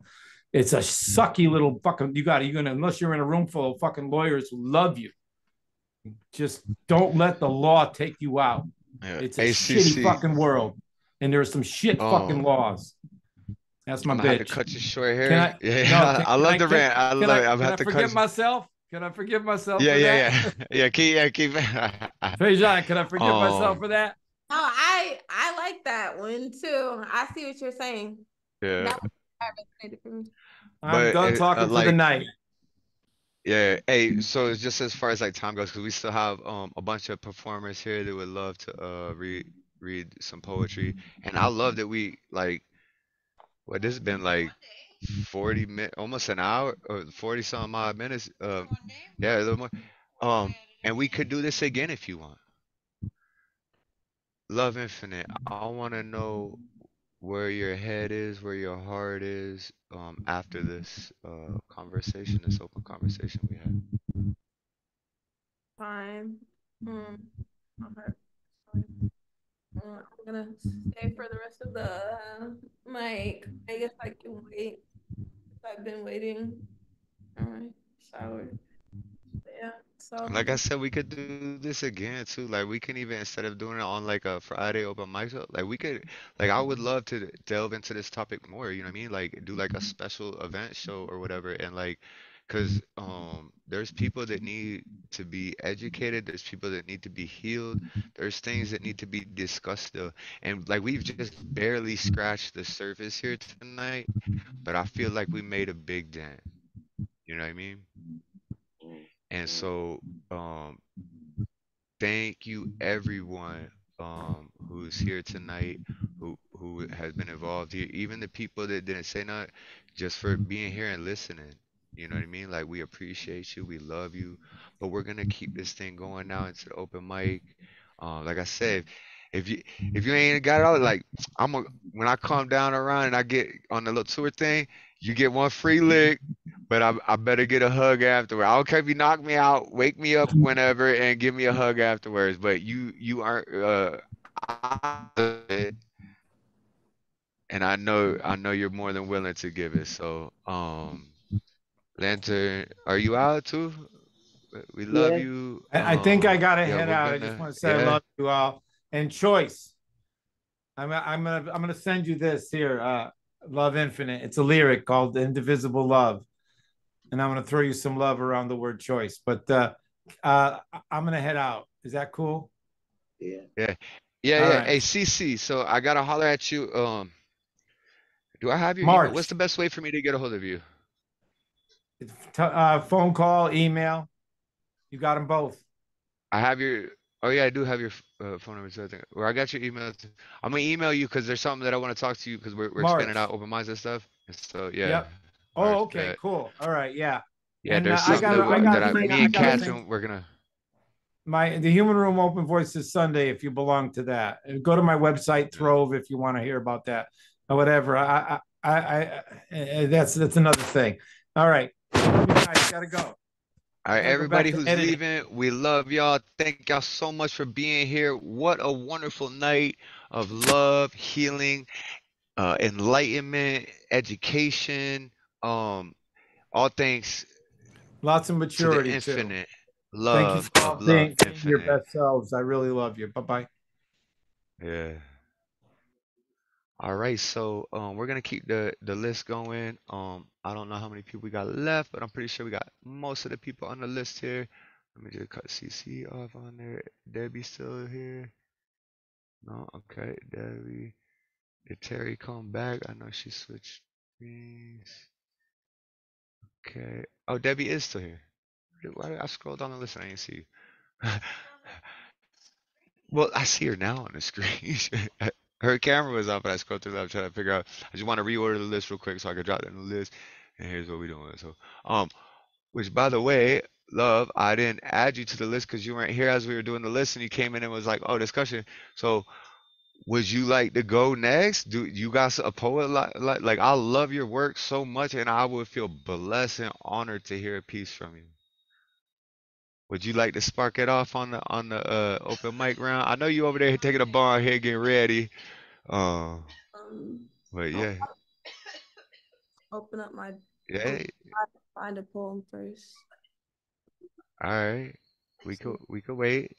This remember you taking up space and it's your night. Is you know what I'm saying? Take as long as you need to open up and find a piece, bro. Like, I didn't even spit a poem yet today. I didn't do an open poem because we were waiting on you to show up so we could do this. And so like, yeah, I didn't even get to read yet. I felt that. I felt that. I felt that in the vibes in the air. I'm happy about that. Thank you for Yeah, saving. I love you. I fucking thank you for rendering me in your simulation. You keep saying that. I gotta. That's such a cool compliment. Like it's like I almost want to steal it, but I don't because you said it, and it's But like no, but you inspired it though when you were I like, know, but I'm like I never said that specifically yet. yeah, yeah, I yeah. feel Hey, you good. can. Hey, it ain't stealing if I give it to you. You can use it if you want. It's my gift to you as part of my penance, right? Like you could use that. Maybe. Definitely. So yeah, all right. I'm gonna post No, a, you a should. list now. Like, I think everybody should. I think it should get popular. That's a really Right? great. It is a dope fucking like I think everybody should use that shit. No, like it really sounds like some like I want to steal it some like movie. You should go to the movie. You Yeah, should right? out. Maybe you should put that on a shirt. You make shirts, right? Yeah, we got clothing and stuff. We just haven't been promoting them yet. Yeah, we're not ready yet because so we go through Shopify or stores on Shopify.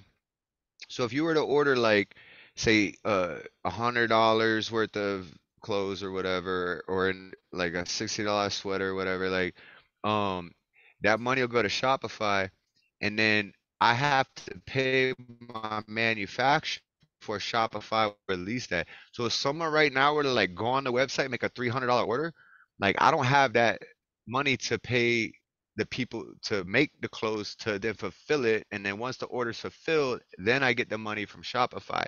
So it's like I need money to be able whatever someone orders, like I gotta be able to send it to my manufacturer for the order to be fulfilled, and then Shopify will release the funds to me.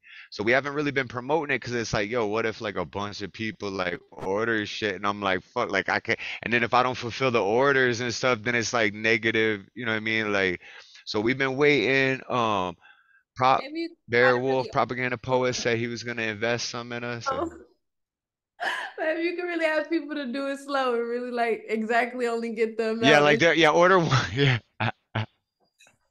Right? Like order one sweater. Once we get the money in from that, they're like, okay, the next person can now order a sweater. Like, that's literally like flipping. It's like a hustle. Like you just be like, y'all yeah, support. and we have to, right? Because we only make a little bit of profit on each sale, anyways.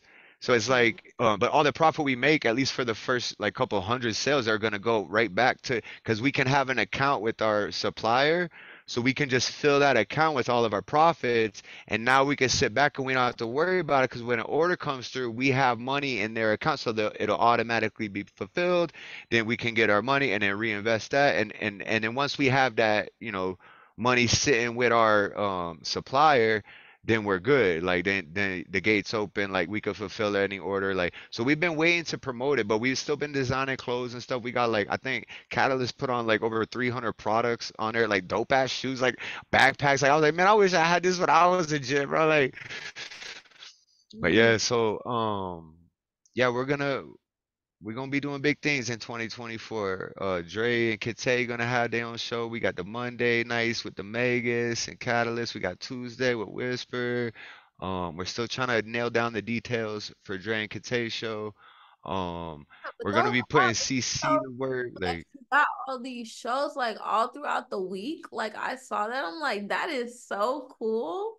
Like, congrats. well, I figure like let's be like a network, right? Like we already have the fan, we kind of have the clout, right, and the reputation, and like I want to show other people that like like we can all do this, like, and everybody has their own ideas and stuff. Like I was actually, depending on how this went, and I knew it was gonna go great, but like I wanted to, depending on how you felt about me afterwards, I was actually gonna ask you if you would be interested in doing some sort of show, some sort of open mic, some sort of interview show, something that You know what I mean? Like, so you would have a voice and a platform to be a host, I mean, whether it's representing the African population, whether it's representing women, whether it's representing anything, right? Like I love you so much, like, and we're starting to build off, like, to be like a network hub, right? To give all these different shows, because we all love Friday night open minds, open mic, right, with Thomas, but like we could be doing so much more. Like we want more.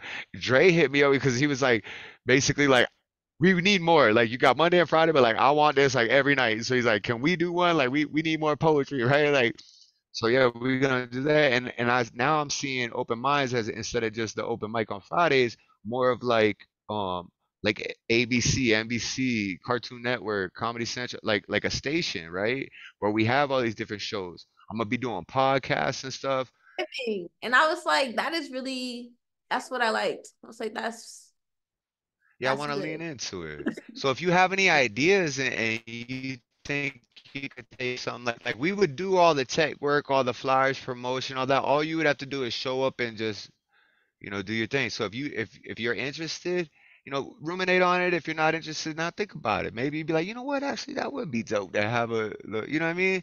And we could be that platform for you because we love you and the offer's there on the table for you. Yeah.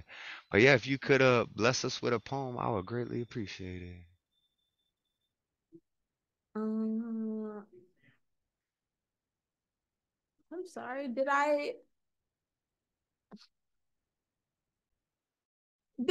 Oh, you know what? I realized I still didn't look for the poem because I was like listening. That's that bond here you just said. I was listening. I never looked for it. Yeah. I It was is like, like, yeah. Now wait, what? How about this?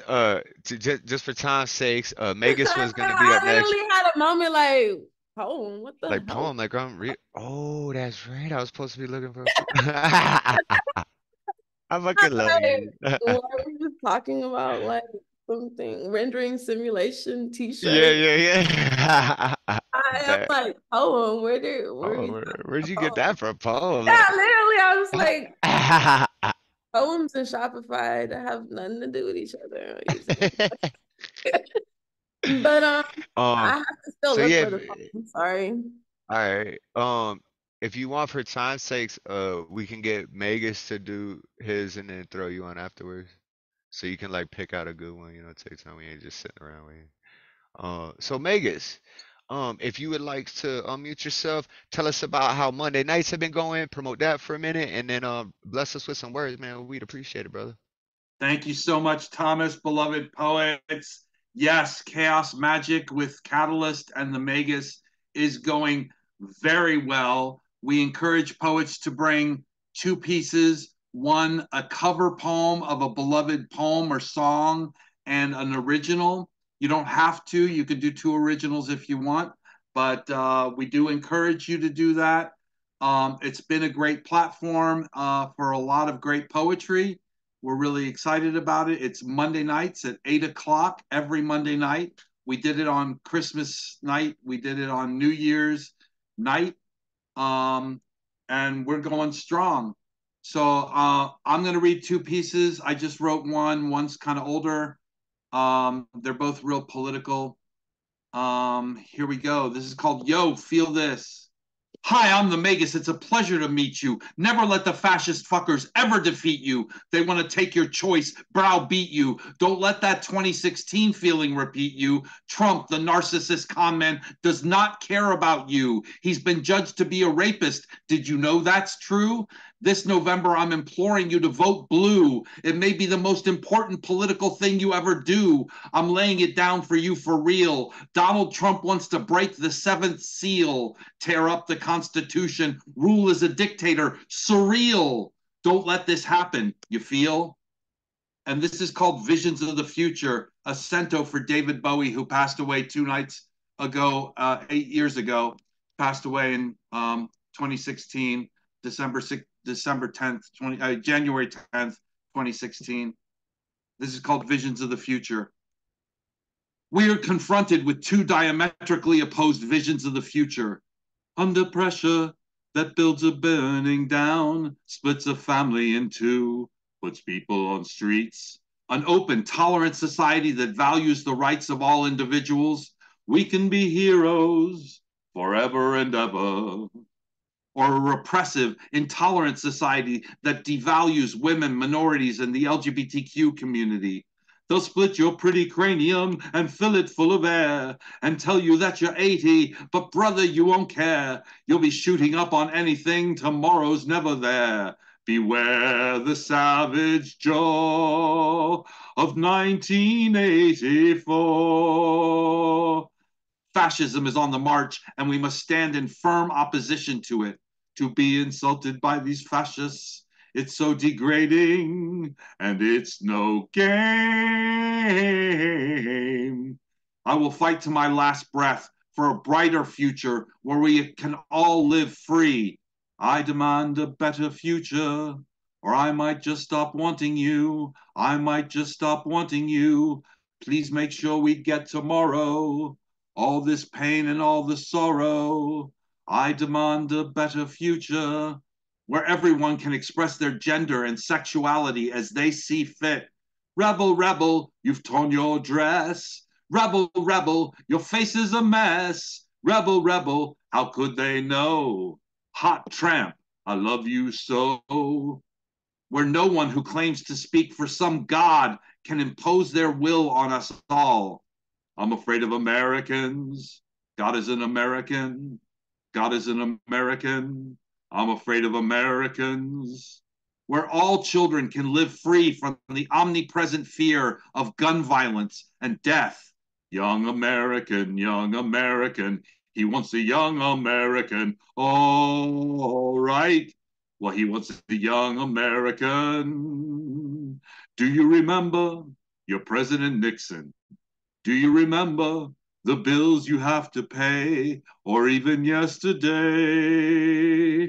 where everyone is free to vote and participate in the marketplace of ideas? I'll stick with you, baby, for 1,000 years. Nothing's gonna touch you in these golden years.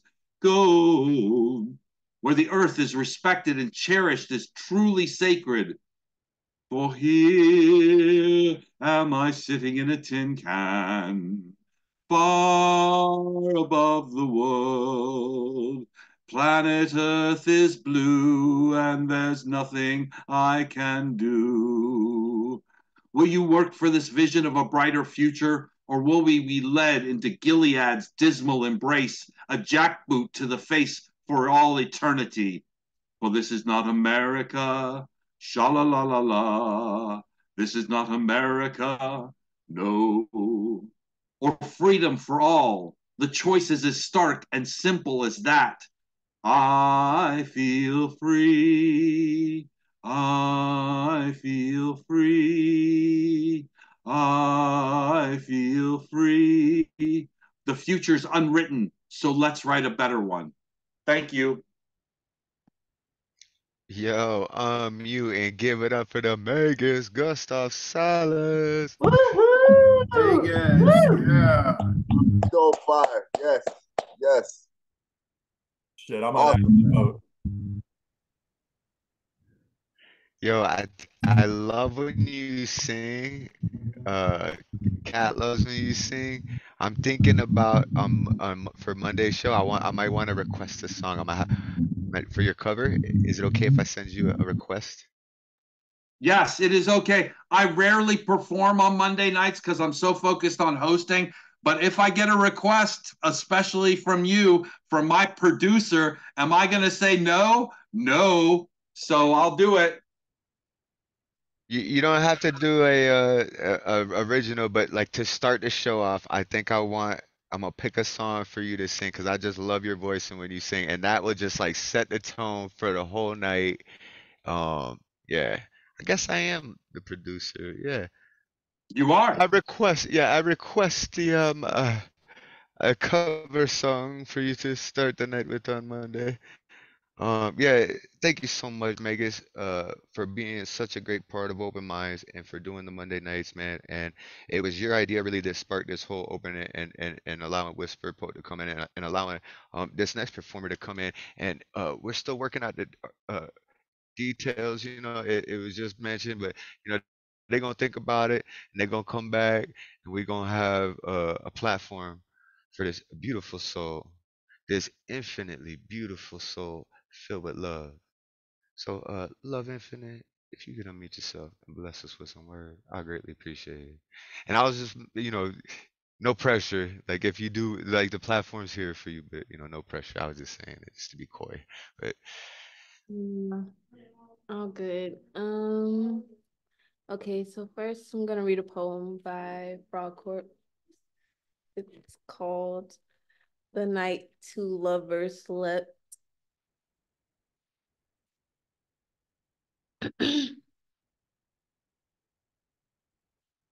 In the last warmth of autumn's hold, gripping damp November cold, protection from this fear while stripped from comfort clothes, leering in the dark, sweat rinsing palms, moving through words once smooth, lost along, ambiguous thought, an arid, sugared spice, mulling on the mind, humming a little tune while staring into night, sorrows shedding leaves by the limbering of the pines, near the Douglas keeping watch at the site where windows cry, under pattered raining roof, sounding querent from broken breast, the heart once beat its truth, the night two lovers leapt.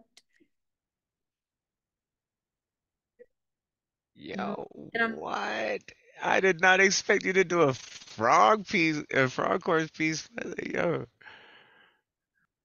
I feel so like, oh my gosh, like that was fucking dope. Yeah, you crushed not it too. Frog, what do you think cool about that? What you enough. think about I that, feel Frog? so not cool enough. Please don't rip me apart, bro. I literally didn't even feel cool enough to say it. Like, Nah, I'm just honestly, I'm gonna be honest. Like, I'm just glad you could pronounce querent properly because people don't know what the fuck that means mostly. So, like, I was like, yes. I don't know what it Yeah, means. no, it was beautiful. And hearing it from you gets a different feel because you actually put the love into it. Because, like, the way I wrote it was like, the night two lovers left is like at the end they fucking hang themselves. So like you make it seem like they leap for each other, so there's a fucking possibility. So like yeah, I thought that's crazy. And hearing my shit at the same time makes me feel weird because I'm like, I like to just do my shit and then hide off and go, like, just do it and forget it. Like, you know what I mean? Like, no attention, no, I don't want none of that. I want to be your phantom, like just a fucking ghost that comes in, drops the mic, and then walks off like a fucking, yeah, like a fucking phantom. So no, it was beautiful. Thank you very much, Trey. Much love. not so funny. A bad image in my mind. I don't have a good brain. But yes, I want to do one more poem though. Um, it's my own poem. It's called I Hear the World is Ending, Save a Dance for Me. I do want to ask, is there any way that I could share the screen or no? Yeah. Um, I just gotta make you co-host real quick.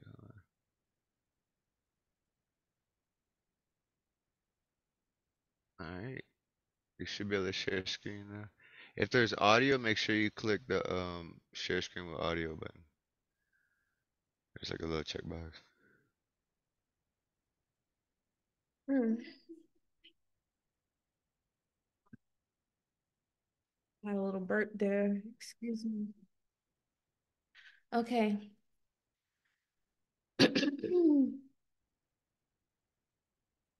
I hear the world is ending. Save a dance for me. I adore space. I step and slide in a slow submarine waltz with my lovers, life and death. I favor neither, embrace them both, enjoy their company, relish in them. I spin hand in hand with chaos's sibling catastrophe, rest my nose in her neck and shoulders, sniff. It smells of heaven and hell. They prevail through the same apparition, united, two sides of the same umbra states that create one nation under God, indivisible, with free will and justice for all, America. My incarnating territorial heart drains, stills, and floods, rises and falls, breathes strength continually, and swells in the abundance and opportunities of loss, flowing 3/4 time into skeleton, rib melding into rib, missing tendons and membranes, all useless now, are addicting, intertwined, lengthened beyond a mere eternity, longer, more. I need more when something taps my shoulder, a ghost with no hip, ungainly, hopping and hoping for a turn with my pedagogues. I feign jealousy, faint in their arms, dip, twirl away with attitude. I'll return for you, reincarnate, resuscitate you with the resurrector's kiss. You have pined for all term, healed, bald, told, heal, ball, told, heal, ball, toe, heal, and predictably so, we meet again. Thank you. Yo, I love that you share screen for that one, cause for even just that last line, cause if you would have just said heal ball, so like Yeah, I it's wanted my to. I already knew that. I've been saying this poem, and I was like, it's a visual poem to kind of yeah, you like. had there's some poems you just gotta share so people catch the word things, man. Appreciate it. Everybody, do me a favor, unmute yourself and give infinite love for love. Yeah. Beautiful, beautiful, Yeah. beautiful. Infinite love. Infinite love. Word. And now I also want y'all to just take another moment and thank them for being able to provide this wonderful night for us. Yeah. Yep. Yep. Really appreciate you. I love you. Thank you. All right, coming up next, we have Dre Reyes, who we're gonna be starting another show coming up here soon. It's gonna be Dre and Kittay doing an open mic. We're still trying to nail down the name and the time, but I'm gonna call them up tomorrow and work it out. So yeah, we're gonna have another show. And like I said, Love Infinite, if you want to do a show, let's do this, right? Like, because then we'll have 5, 6 shows. We got the whole week. We got a week's worth of programming. Tune in to Open Minds. Like, yeah, could we love you all? So Dre, if you could unmute yourself, maybe give a short little of what you see this open mic going as, so everyone has a little preview of the fucking madness that we're putting together, and then bless us with a poem. I'll greatly appreciate it.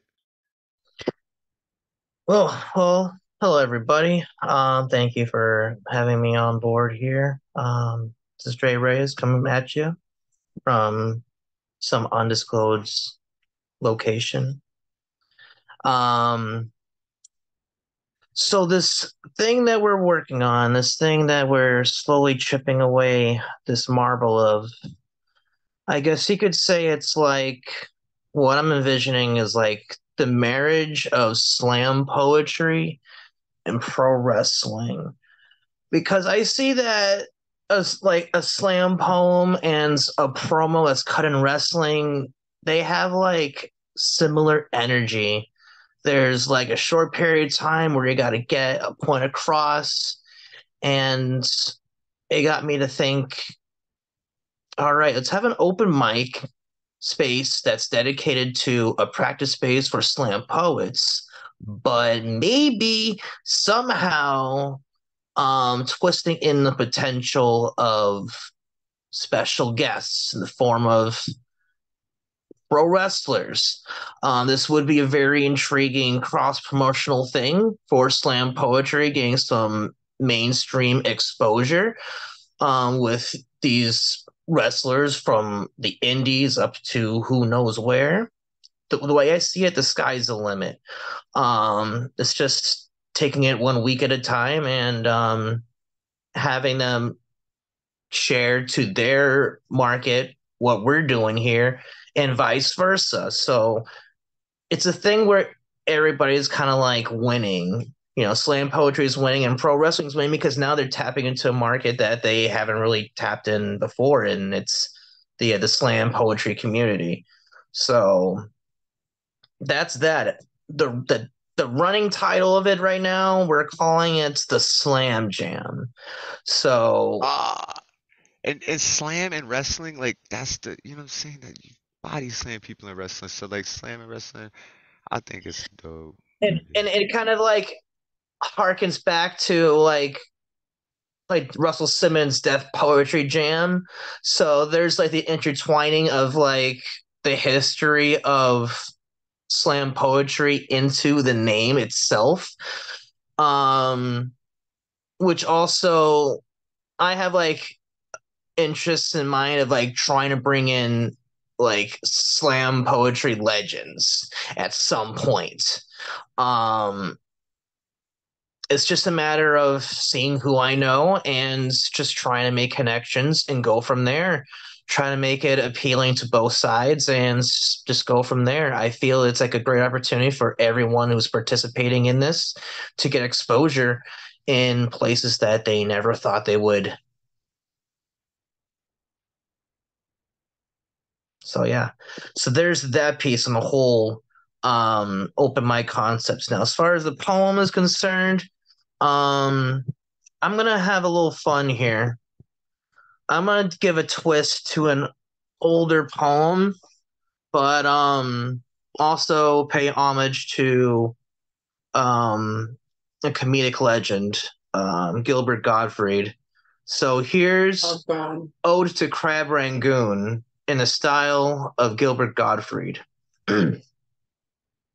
Oh, Crab Rangoon, you fill me up with fulfillment when you're feeling taste face plants upon a field of my taste buds. Every time I have you inside my oral cavern, I cannot help but want to crush you and swallow you into abyss, while I enjoy feeling you disintegrate slowly under my pressure as you slide all the way down to the pit of my being. Oh, Crab Rangoon, you perfectly, highly addictive, yet perfectly legal drug. And yes, I said drug. Have you not ever eaten one and not feel dopamine and serotonin flood every mini vessel in your being with the utmost sense of culinary nirvana? You are the Asian equivalent of Pringles. Once you pop, you can't stop. In life, there should be only two universal defining periods: life before, accepting Crab Rangoon as your Lord, Savior, and demigod. Oh, Crab Rangoon, you miracle of life! If you were made in your original pure form, the pharmaceutical industry would cease to exist because you cure all. I'll never forget the time I had that horrible stomachache, and you, with your crunchy exterior and your cheesy, creamy, crabby holiness, you are the body of Christ. Your healing powers influenced me to start another club called Crab Rangoon Club, and the first rule of Crab Rangoon Club is that we definitely talk about Crab Rangoon Club. Oh, Crab Rangoon, the joy and despairable. How they rewrote the history books. You, Crab Rangoon, every 80s power ballad, every film was inspired by you. away by your rich, sexual white chocolate. Oh, Magoon, I am a goal for you. Always have and always will. Thank you. Yo, I'm fucking dead now. You just killed me. You know that's one of my favorite poems of yours, and you did it as Gilbert Godfrey. Like, I'm dead now. You fucking killed me, bro. Like, this is my ghost you're seeing now. Everybody unmute yourselves and give it up for Dre Reyes. That was absolutely brilliant. I had to look away from the screen, and then Gilbert Godfrey was talking to me. Right? Oh, wow. Yeah, Dre. What an embodiment. Really great. Oh, we love you, and we're looking forward to this. So tomorrow I'm gonna call you, get you on the thing. You, Catalyst, me, Kittay, we're gonna figure this shit out. I'd like to do the first show, not this Saturday, but next Saturday. This Saturday we're gonna finalize everything because I know we've been kicking around for a few weeks because like I know we had different ideas and we're like let's like nail this down, pin it down, and I love the direction you want to go with it in. I think it's final. We discuss the details tomorrow, and then I want to launch the first show next Saturday. So Next Saturday. Sounds great. so yeah, y'all look forward to that. Ray approves, and I'm down. And she says, "Oh, I got it. I heard it. Hey, we got the. That's kind of like if I was doing a show with D Allen, and at the end he's just like, yay, yay. I'm like, all right, I got the approval. I got the purr. Like we doing this thing. So yeah, yeah, I'm excited for this, man. Definitely. All right, coming up next, we've got Nemo Sum, my brother Nemo. If you could unmute yourself and bless us with words, piano, art. You was playing all types of instruments and like I fucking love you. You are so talented, man. And I'm excited to taste your cookies one day because I heard you make the best cookies in the world. So I can't take full credit. That was a recipe that I developed with Carol Green, who's down in Greenville, and no relation. All right, I'm gonna stop talking. I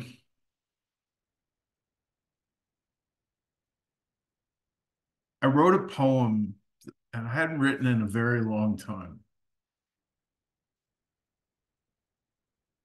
And my wife liked it so much that she asked me to write it on like to paint it on a piece of paper. And then we took it and had it framed at a local store.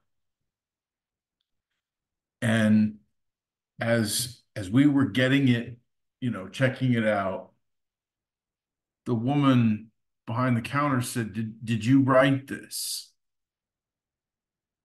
And she really liked it.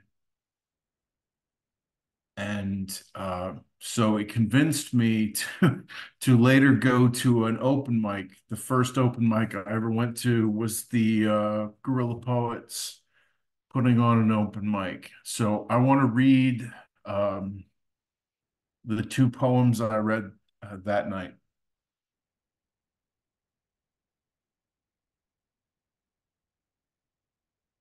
The woman on the phone was starting to sound upset. So when she put me on hold to find a supervisor, I hung up. I stood in the silence and wondered how she couldn't see the threat. I'm not afraid of the voices who tell me to make a plan or write a letter. I hate making plans, and I love writing letters.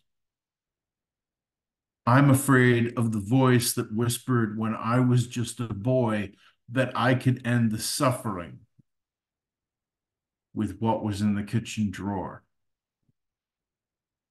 For a few minutes that day, the pain had a place where it would stop.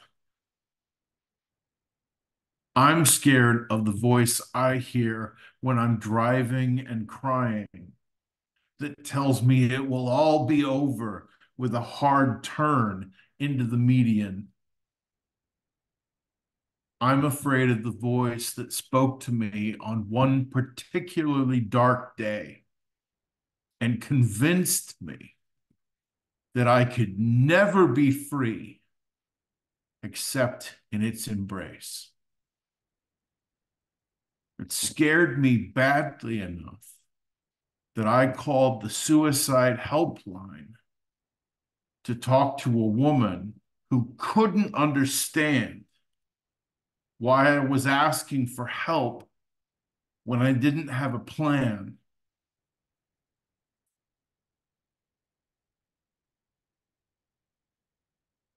And this is fell geometry. Yay, yay! I observed two flights, one red, one black. As we raced down countless miles, two cardinals crossed the highway just in front of the car, just in front of us. Were these rivals chasing one another? Or brothers or lovers intertwined, swooping low and showing off just a little? My mind saw the fell geometry, and then everything was on rails. And life was reduced to distance and speed. For just a moment, the first bird was lost in the massive black of the car in front of us. I felt relief in watching it explode in a mass of brilliant red, knowing that's what's supposed to happen when nature meets steel at the end of its trajectory. But I wondered as we sped away what the second bird was feeling right now. Running on a nature trail the following day, I observed two butterflies, black, darting together in a circle in front of me, fighting or courting against the blue of the afternoon. For the better part of a minute, our paths lined up, and I prepared to witness a tiny but violent explosion of black against my bright red shirt. But our lines did not meet, and they danced on unaware as I sped away and wondered what it felt like to be crushed mid-flight. Thank you. Fuck, man, those are two of my favorite poems for you too. I didn't know that those were the first two you read at it, your first open mic, guys, because those are two very powerful, very fucking strong pieces. Everybody, unmute yourselves and give it up for the man himself, Nemo Sum. Nemo, yeah. You're amazing, man. You're amazing. Yep. Indeed. I love that line. So I remember first hearing it, when nature meets steel. Yeah, it's fucking great. That's such a power, and I could tell because these are some of your earlier writings, and I love how you approach writing as because you're a software engineer, you know, programmer and stuff. So you're like, how do I make the most impactful, you know, poetry in the shortest amount of lines, right? Like you're writing code. What's the you know, I write code too, right? So I know that mindset, right? And so to apply that to like your style of poetry and the delivery you have, you know, like it's just fucking amazing, man, and that's why I love you. Thank Yeah, you. let's. I love you back. Fuck yeah, brother. Yeah, let's keep this thing going. This next performer was actually the first guest on the Tuesday night show hosted by Whisper Poet, Heart of the Artist, Miss Debby Segal. That was amazing. And it was like the first show we typed. And remember, we came up with the show New Year's Eve when we are all hanging out. And then it was like that two, like 2 days later, we pulled it off and created a wonderful show. And Ma Dukes was the feature next. We got a huge lineup coming up. Like it's thank you for being the first guest on that and really kicking it off with an amazing show. So Yeah. Well, New Year's If you Eve got was a like piece, groundbreaking. I mean, that was you really are building community. It was just to be able to get to know people a little better on a more casual basis and to be like just spitballing ideas, so to speak, and be like, we're going to do this interview. Debby Segal, would you like to be the first, suspect? And I'm like, I literally was like, this is going to be like the movie Carrie where they're pretending I'm popular. They're just going to prank me or something. But you Jess love said me. that You really tonight. love me. So I have a friend Yeah, that's been Jess watching brought it. that Like, up tonight because she started the show and no one was showing up. And she's like, it's almost 5 and no one's here. She's like, oh my God, I feel like Debbie right now when she mentioned that. She's like, high school girls are picking on me. There's not really yeah, a show tonight. My husband no, said, it yeah. was real, and it was like, and then Ma Dukes is I amazing. love But how it I'm. inspired you too after. What's that? I love how it inspired you after it gave you that courage. I remember the next Friday you were like, Yeah. man, like Tuesday was so inspiring, like boosting and like like we empowering for you, right? And so you came in on Friday and you were just like, man, like man. So that's what was helping us get the idea for the Dre show too, like a practice poetry slam kind of in crowd poetry Yeah. where like if you got something you want to practice for a slam, you going on stage, a competition slam, whatever, come come do it at our show and like get that out and then we boost you up and like now you going out on stage and you like full of confidence and ready to go, like I love being able to spread that inspiration and that energy. You know what I mean? Yeah. Like Elemental always says like we feed off each other in this room. You know what I mean? That energy that we all give each Right. other, we could feed and grow off of it, right? Right. And I learn. loved what Elemental said. It really was very, very succinct. So yeah, you really are building community, Thomas. Like you're a human with, we're all human with our flaws and our contributions. And, we all go to a variety of open mics. I mean, at least I do, but I tend to the one where this community is, because there's some really dour, boring ones out there that don't provide that feeling of like you're really getting reactions and you're really having some conversation in between. So yeah, thank you. Thank you. And I'm going to read something that it's a sestina, and I was trying to encourage everyone to try some sestinas. They're really like, as Catalyst was telling you, a form helps you to like, if you have so many ideas floating around, if you put it into a form, it really brings up all kinds of restrictions that give you better creativity. So everybody should try a sestina. And this one is called, and I think maybe CP heard this, but and Nemo, I don't know if anybody else did. So sorry for those of you that heard it already. When night falls down the stairs, in the basement is a prison of memories, and it grew in your mind the world wasn't real, only an idea. And like a virus, it was contagious. You kept telling yourself what you already know, like an infinite staircase. You can't exist in the real world. It was dark when you carved a path down to the basement. There you can see the abyss transcends the basement. You wonder, have I gone to the abyss or just gone nuts? How do I drop a belief in reality without gravity? What do you sense or feel and not just know? You had locked something away deep inside. The truth that one can break free is contagious. When the human mind conceives, what the human mind conceives is contagious, reminding you of what you saw in the basement when the infinite staircase is viewed from the inside. Though one sidelong glance from the outside drives you nuts, at the top step was a simple idea which you and I both know. It is death to escape.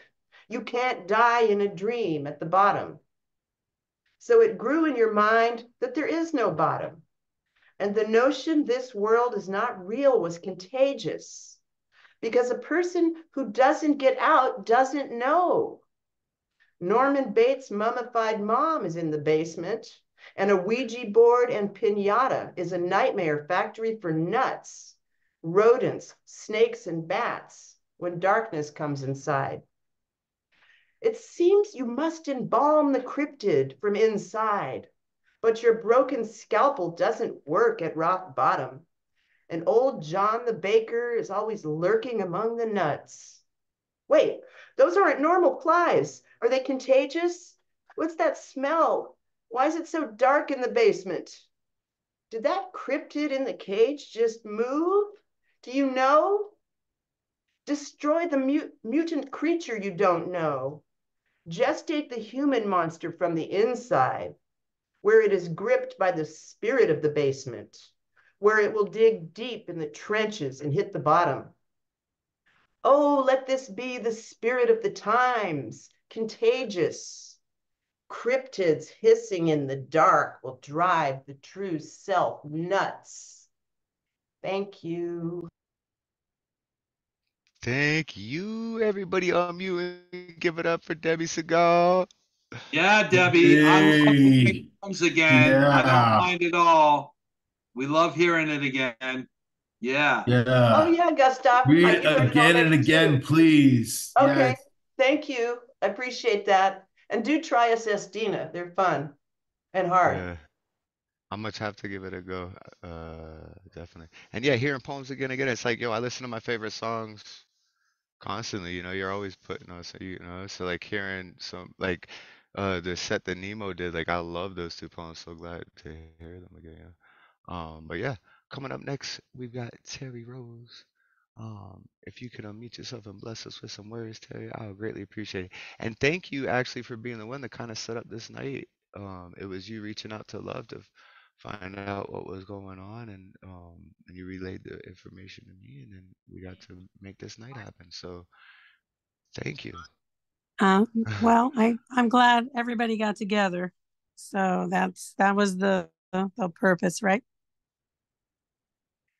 Hang on one second. Let me grab that poem.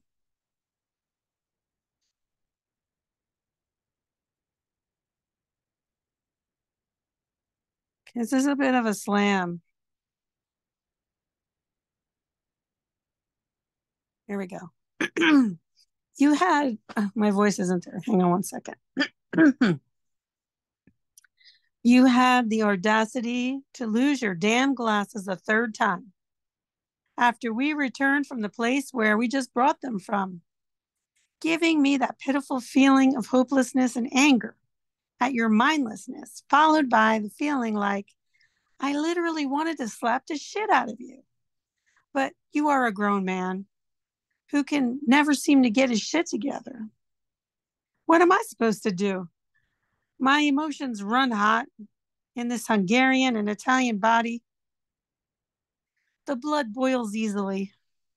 Despite that fact, I maintained my sanity and did not come for you.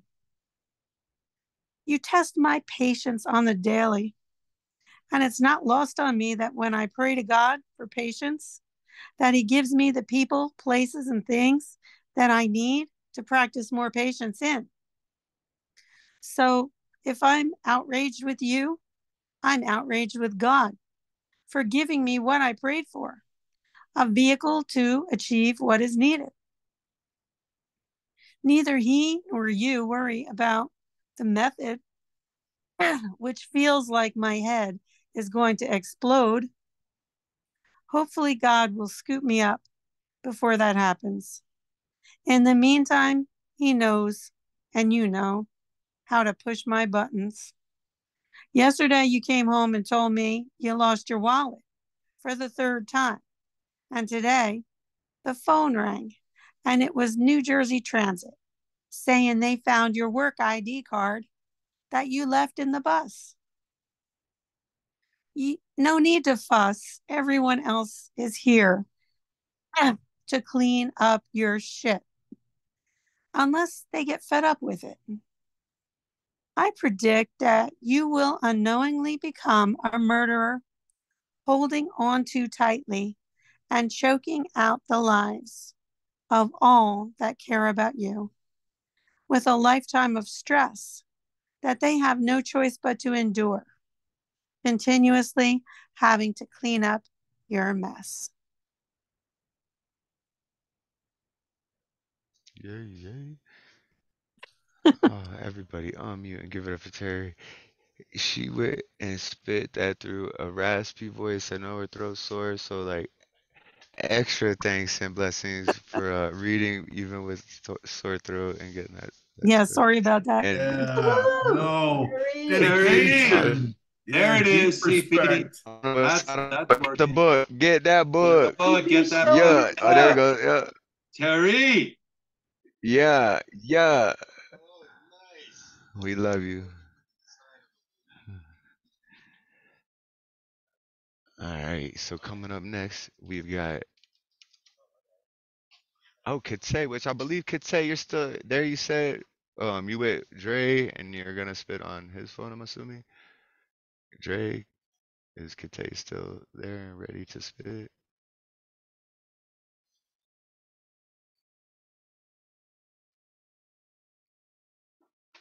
All right.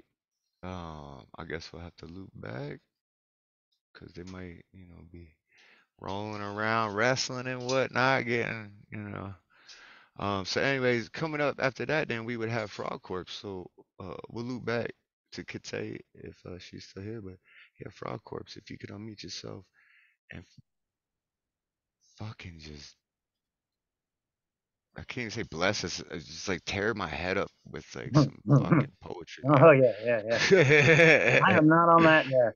I am definitely not. Alright. I am not hanging out with any of your fucking gods.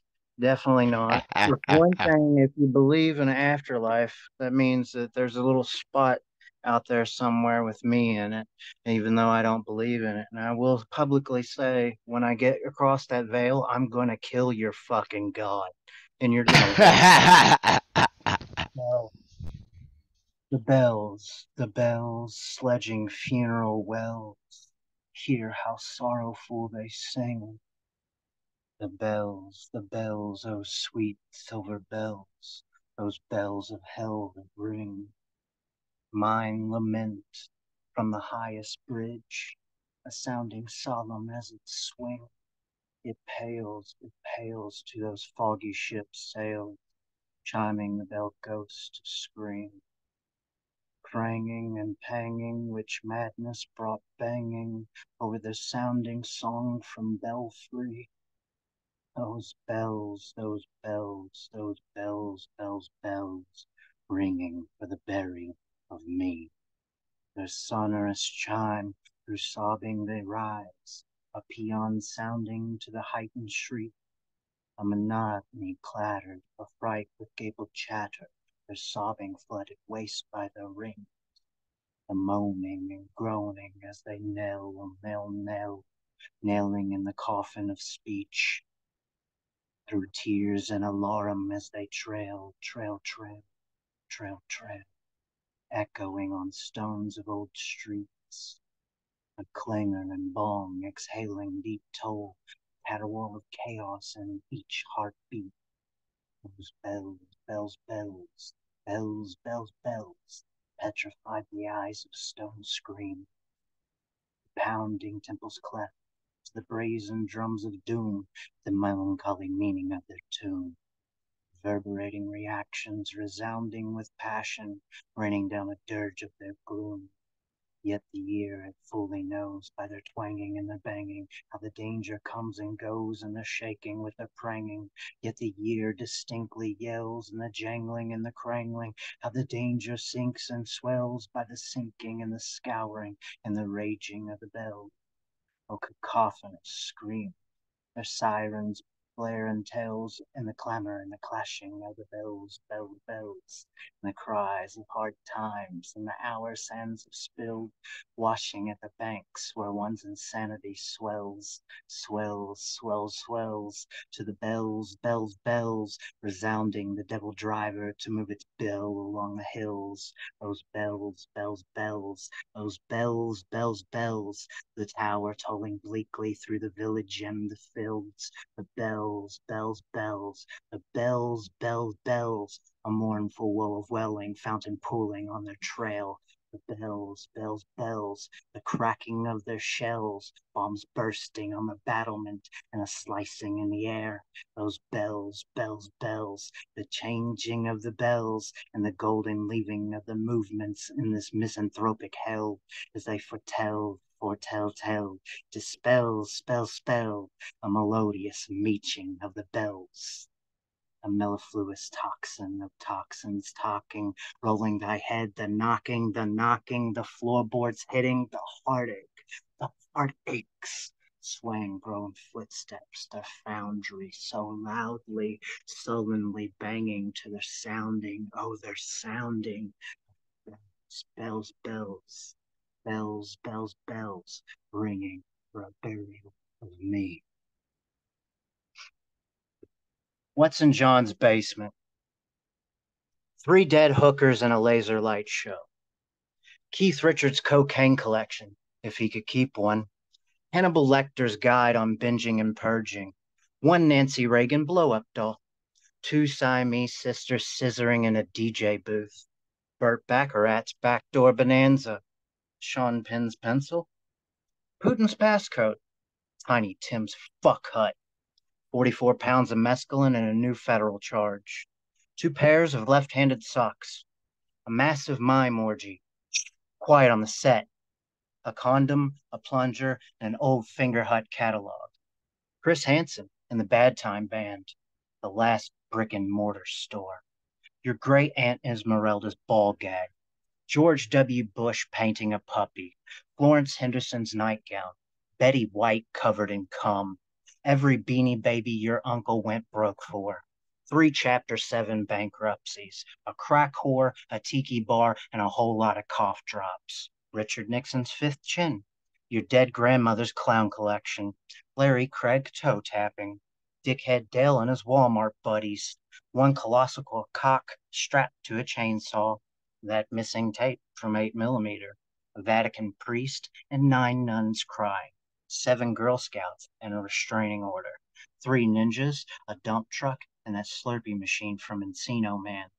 Hey, I'm not a comedian. They don't pay me to write. But they said I could wheeze the juice, buddy. Thanks. Yo, Frog, that last piece was. It's so different than that first one too. Everybody Hell unmute your stuff yeah! and give it up for Frogg Corpse. Yeah! It's Right not on. Squeeze the fair. It's juice, not yeah. fair. The juice. Squeezing Super the dope. Wow. Super dope. fuck, man. So dope, man. We love you, Frog, man. I fucking love you, brother. Coming up next, we've got CP Maze, and then Catalyst says she's gonna close out the show. So it'll be CP, me, and then Catalyst. So thank y'all for being here. CP, if you want to bless us with some words, I greatly appreciate it. And Debbie, I went looking for it and I can't find it. I cannot find the Villanelle. Wait, Sistina? Was it a Sistina? Mine was a Sistina. What were Yes, you looking for? A I was Sistina? looking for the Sistina and I couldn't find anything but a Villanelle. Yeah, I got a couple from my poetics class, my poetry class. I just can't find them. I know how difficult they are to write. So kudos. Thank you. That's just not easy. All right. I have two pieces. Like I'm talking like 2009. So let's get it started. This one's called Coffee and Bananas. Shit. Oh man, my mouse just went out. Oh Lord, what happened? Okay. Give me a sec. Yeah, can you come back to me and do cat? Is that possible? See, that's why I have my printouts always. Yeah. See? Yeah, no, Kat was gonna close out the show, so I'll read my piece, and Okay. then you can go, and then Kat. Okay. Cause I didn't want to have to follow you anyways. Like, fuck. So this is a piece that I'm actually working on for a slam. I just have to memorize it, and it's a pretty difficult piece to memorize. So I try to spit it as often as possible because I find just reading it and stuff, it's not the same as like when you perform it, right? So I find the more I perform it, the better I am at memorizing it. And I want to read this one for that fact too, but I don't think you heard this one. It's pretty dope. So I know you appreciate dope poetry, so I call this one I Remember.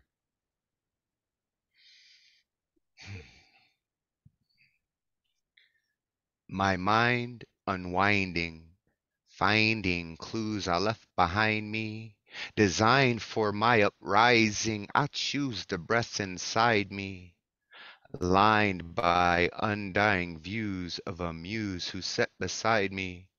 Knowledge I held tight to, language I spelled right through, image I excelled, my sights true.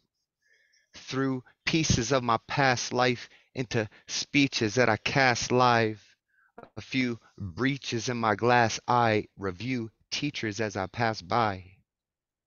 I grew true glitches stitched in space time to expand my mind in lieu of bass vibes. Sincerely, who knew the hinges had been swinging freely, briefly allowing wishes to seep deep into reality, clearly astounding these glimpses surrounding it's beginning to allow me to see into how we fit existing in the now beat. I sit emitting a resounding bright light that surrounds me, insisting I might take flight. Proudly, loudly I sound off, tossed a few words into the sky while I fly around lost, spew 2/3 of my mind at no cost to you, whoever happens to cross paths with a version of me rapping about these diversionary tactics, certain words to make them backflip. I classically spit magic, burden birds who passively flew past it. I sarcastically chew plastic, surge into Earth's passage, manage to do damage artistically, rhythmically laughing about all the past lives I was trapped in. The one known as no one knows what happened. I fashioned a glowing orb from a flowing storm, so I had something to pass him for hunting crass hymns, transmitting Gnostic vision by twisting optic ribbons. I remember being born on more than one occasion, a defender who was sworn to warn all of the neighbors. I rendered my physical form based on all the greatest. Am I the bravest or a sadist? Flipping through all life's pages, I found out we are all made with the same sound vibration. I blame ground displacement for lame unbound migrations.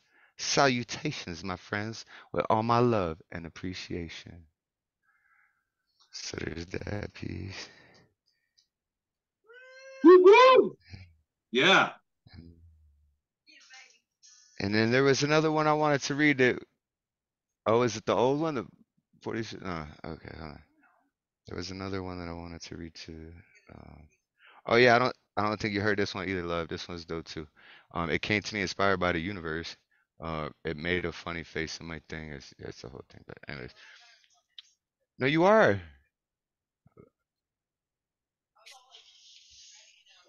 Well, then go now. Then I only get one piece. Everybody else get two pieces. If you want to spit, babe, come spit. Well, you're closing out the show. You're going after CP Maze anyway. So I love you. All right.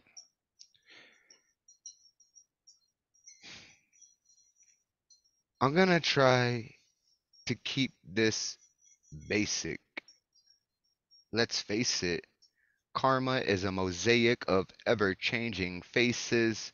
Misdirection and blind spots never seem to erase this. In reflection, my thoughts, forever unseen due to displacement, never lost. We are all surrounded by this encasement, confounded by the idea of mind shatter, shudder, and flutter off at the thought of no thoughts. Thoth taught us that our minds are the universe, one song in harmony with all. Underneath it all, I still find ways to forget this. Silly me, trying to feel uplifted. Really, I see the only gifts that are given Are those chosen by a mystical rose frozen in time? Cynical at times, my mind wandering, wondering why this umbilical cord was never severed from it all. Infinite energy swirling swiftly around me lifts my feet from the ground with ease, teaching me to believe, seeping into the seams of my being. It's so freeing, leaving nothing but hopes and dreams, weaving in and out of my conscious scope of reality, a time traveler of mentality. Thinking of rhymes, tossing signs in the air, hiding in the science of actuality. Remarkably, I still strive to stay alive, but why? I ask again and again, and one last time, why? Why you? Who is who if we are one, if all is none and everything resides in nothing, then something must decide that anything can happen. Wait, I said I was gonna keep this basic, so I'm just gonna say it. Not a single mind can convey it. Catalyst, I challenge you to portray it. I love you all.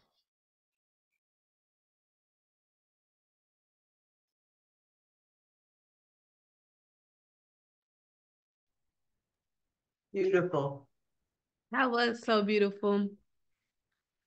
Like I missed a line, but yeah, that so melodic. It's like you're doing music when you do your poetry. So I love that about how you perform. Thank you, I appreciate that. I It's wonderful, I wanna Thomas. make music. Appreciate y'all.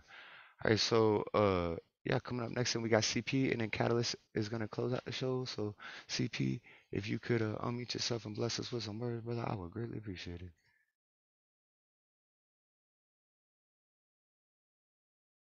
I can't hear you. No, You're you're muted. muted.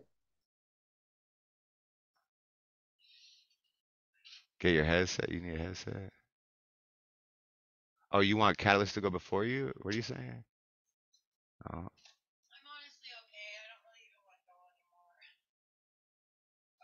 Type it. Can you type? No. Oh, you want to do a silent poem that we're gonna have to interpret what you're saying as you're doing.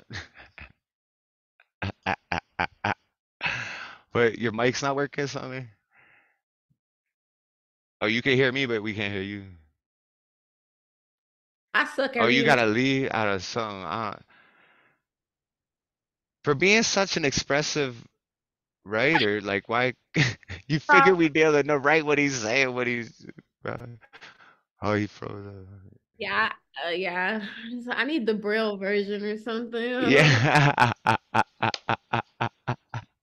Can we get the Braille on that one, bro? Semaphore? Can you get some semaphore like flags or something?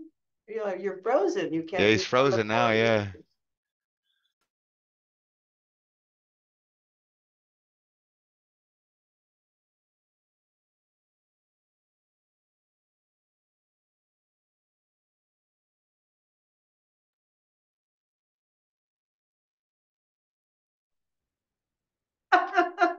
My You mouth got a went out on twin. me. So I was trying to tell you to unmute me because I couldn't click on my mouse. So I switched computers.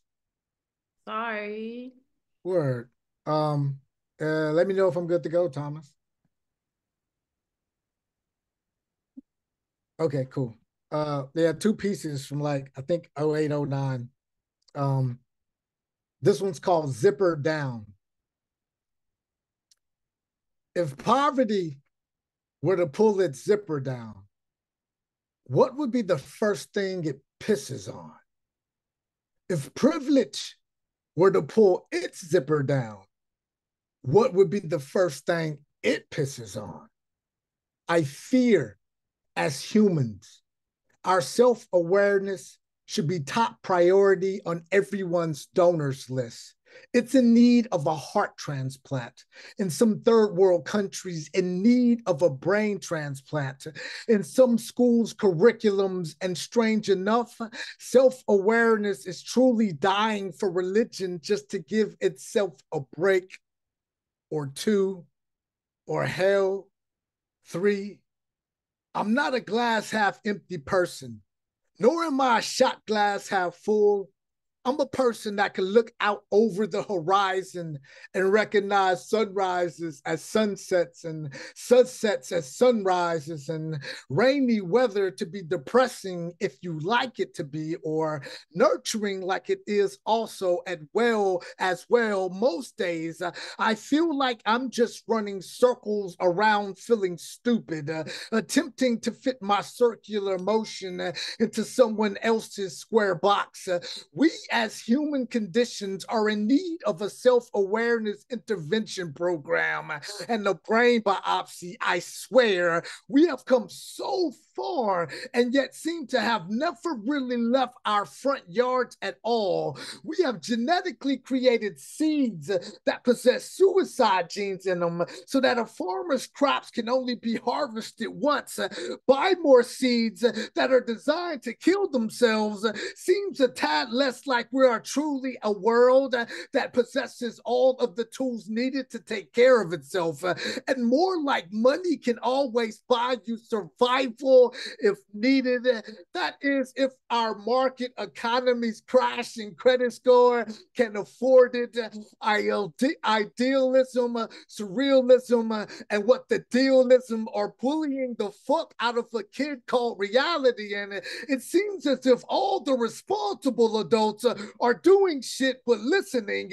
Believe me, my own self-awareness is completely cognizant of how pointing the finger always leaves three fingers pointing on that same hand back at you. But goddamn, I can't be the only one seeing that there's something seriously wrong out there.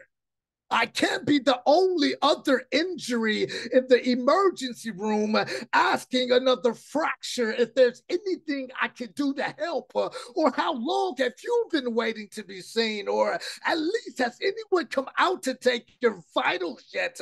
I truly believe self-awareness needs to be moved to the top of everyone's donors list. Surplus, abundance, and deficit are twin brothers that never got along, but a village that's raising a child should do more than just accept that they may always argue and do something more productive, and at least not them let be seen arguing in front of our future. I mean, our children. I mean, if our children are our future, we are all really doing shitty jobs of letting our bureaucracy babysit their present. Man can put man on the goddamn moon, but can't figure out how to update textbooks in every middle and high schooler's hand. And I am sincerely, seriously, and utterly disturbed by this fact. There is no excuse for ignorance, throwing private pity parties at our kids' expense, you know? No reason to not make a sound when asked the direct question, to be able to predict with such accuracy a passing Halley's Comet's visibility every 75 to 76 years, but somehow not being able to predict what our own toilet piss on the seat accuracy is doing to our own autobiographical assassination attempts on being content. It's not only egregious, it's never mine. It's not my problem, and hell yeah, it might not be an easily solution, but love never claimed easy as something it has always and forever been. But we be damned if we know not love to always be a whiz kid of an answer. I'm CP Mays. I'm Concrete Generation. I'm a stargazer at the same time. Somebody has to be. Poem, prose piece, poem. And Hot damn. Hot picture. damn. I just stumbled across this old folder. Shout it from the rooftops. Right. And a short story I had to write in my poetry, creative writing poetry major. They make us take like another genre. You have to take at least one genre, like fiction or nonfiction or autobiographical. Like you have to do at least one outside of your major. So I had to take a nonfiction, no, a fiction writing class, and this is what I came up with. It's kind of experimental. It's called Standing Ovations. Sarcasm is the lowest form of wit, but the highest form of intelligence. End quote. Oscar Wilde. Joshua. The way these hardworking blue-collar knuckles are tap dancing across the hardwood of this door, you would have sworn that the Charlotte-Mecklenburg Police Department were well-versed, well-trained, wishing well-schooled, and giving two-a-day shows in the North Davidson Arts District. But this is something more than that. This is something more than just another off-Broadway performance of "This is the police, open the fucking door." It's in about 3 minutes. These cops are going to bust down, break through this damn door of my $240,000 loft and find enough dirty pistols, baking soda, and cocaine on this glass table to slide a semi-bigger slice of the American pie back into the oven, to leave Julie and Rebecca's adrenaline rush repercussions doing 10 to 20 years hard-fed times. Rebecca, to leave our so-called better tomorrows at the salaried hands of an overworked district judge. Julie, who probably only makes a merely $60K a year, 2.5 hours, 140 miles away. And 6 years ago, in Duke University's prestigious and highly competitive biomedical engineering program is where these three overprivileged, overambitious, and wide-eyed intellectuals first met. Eventually shared a house Julie's father planned on gifting her after graduation. Rebecca, Julie's father slumped prescription pharmaceuticals for a living. Side effects might include a more modest mansion. Joshua, a few Mercedes, a trophy wife with a doctorate degree in pharmacology. Rebecca, and forget about her master's degree in Merlot and Xanax. Joshua, or her associate's degree in Ambien, cutting-edge silicone breasts and Botox. Julie, remember that was only because his side effects always included 2 mistresses, extravagant pool parties, and snorting blow off a dirty, sexy, soft-body bikini blonde backside he could find. This is the police. Open the fucking door. We know you're in there, you little smug fucking bastards. They never dealt with neighborhood dope boys, right? Being referred to as drug dealers were beneath them. You see, they never needed the money per se. What they needed was someone to remind themselves that they were not their parents, that they could never be their parents. That no matter what, becoming their parents simply wasn't an option, something to remind themselves that only pompous assholes catch rushes off of hustling money, off of hard-working middle Americana. They needed something to remind themselves that life is for the living, and living sometimes means crossing lines for the sake of fucking doing it.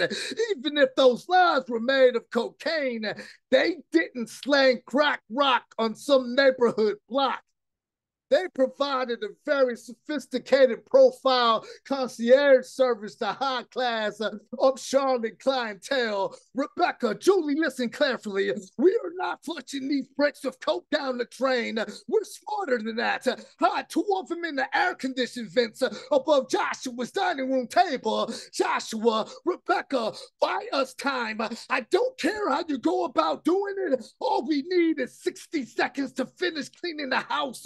Just stall the cops, Rebecca. And how should I go about doing that, Mr. Hugo Boss? Joshua, sing him a ditty, a lullaby, the theme song to Family Guy, quote them Shakespeare for all I goddamn care. We are armed from the neck. Johnson, call for backup. Tell the armory to bring my 12-gauge skeleton key. Rebecca, it is forbidden to kill. Therefore, all murderers are punished unless they killed in large numbers and to the sound of trumpets. What in the, Rebecca? Oh, dearest dear officer, that was a quote from Voltaire. Smart ass, somebody's going to jail today. Tell us, Rebecca, do you want this to be you? It is better to risk saving a guilty man than to condemn an innocent one. Voltaire, you with your own so high mighty concierge service. Bang, don't you know drugs kill? The art of medicine consists of amusing the patient while nature cures the disease. End quote. Voltaire. We're coming in, Rebecca. God gave us the gift of life. Julie, it is up to us to give ourselves. Joshua, the gift of living well. Rebecca, Julie, Joshua, end quote. Voltaire. The knuckle tap dancing stops. When the cops rush into the loft, all they see is 3 figures standing in the entrance hallway, clapping as to say congratulations, clapping as if to say encore, encore, cops. They were giving them a standing ovation. Short story kind of thing. Thank y'all. I fucking yo, that's a short story. It probably like if you were to read that, it would just be like, but then to have CP like perform it is like it's like oops, I made a crazy ass performance piece like poem like I It's a fucking love you, bro. screenplay. You can make Yeah, a screenplay. yo, you could too. Yeah, you Yeah, could right too. on. Screenplay. I never thought Literally, about that. yeah, so much of it feels like play, so you definitely should start writing it down and maybe even filming it too. I also, when I was in college and we were working on something that we really liked in theater, I think we were starting to get in the, wanting to like, okay, it was kind of like we were being taught theater is better, but we kind of like, we want to remember this. So like, you could still do a theater show, maybe still hire a team to record you performing it. You have it forever. And that energy, that raw energy, if you did not want to write a, Screenplay. Yeah. I had this concept, like my first album was called Asylum Poet. Because poetry is my asylum. It's where I feel safe in my little straitjacket.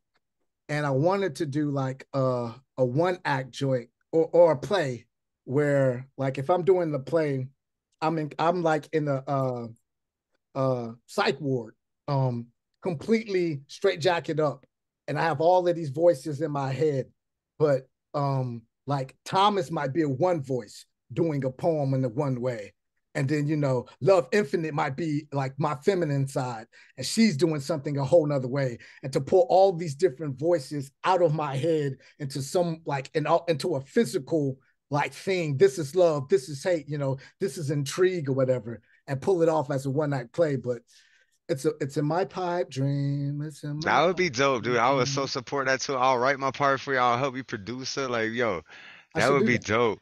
Well, you seen what Vale did? Did you watch that? Vale's. No, I didn't get a chance to catch it. But her she did like a core poem play, right? Where it was like Yo, it was like I don't really watch stage and like plays and stuff, and like I'm not really into that, so I don't really know what the standard is. But like I don't know, that was the greatest like piece of performance art, and like no, it was all pieces that they had written, and then there was like a famous poet or someone would quote the beginning of it and set the poem up on a screen in the background. Yeah. And then you had 2 sign language translators on either side of the stage, Mhm. an interpretive dancer, and then Mhm. you had someone reading the poetry. And Yeah. it was like Oh my God. Yo, the military guy was in a wheelchair and this man was like dancing in this wheelchair and like sprint like it was beautiful. The one sign language kid too, like he brought like I don't speak sign language, but like hearing the words and seeing how he was like acting, like I learned Yeah. sign language by watching him. You know, like it was amazing. And they said that he was moving on to Broadway to do sign language at Broadway. And like so it was amazing seeing all there was like choir. So the one signer was like signing the choir as the Right. other one was signing the words. And then there was a That's dope. performance dancer in the center. And it was all these stories of these homeless people. And it was like it was dope, man. I don't really watch plays much, but it was one of the dopest plays I've ever seen in my life. Like, Well, all right, but yeah, it 60 would be so seconds. cool to So bring like it. Yeah. my camp is about 23, 24 artists strong. We're like sculptors and painters and page poets and performance poets and ballet dancers, like and all that. So at one spot, our drummer, he was they're down the side step smoking because we're taking a break inside the club. And he turns towards the playwright in our camp and was like, yo, we should do like a Miles Davis Coltrane thing. So Q got up and he's the playwright. He was like, okay, Thomas, you go with Debby, Love, you go with Frogg. And he just split us up and was like, I need you guys to write for this. And we all of us had no idea about the other person's parts.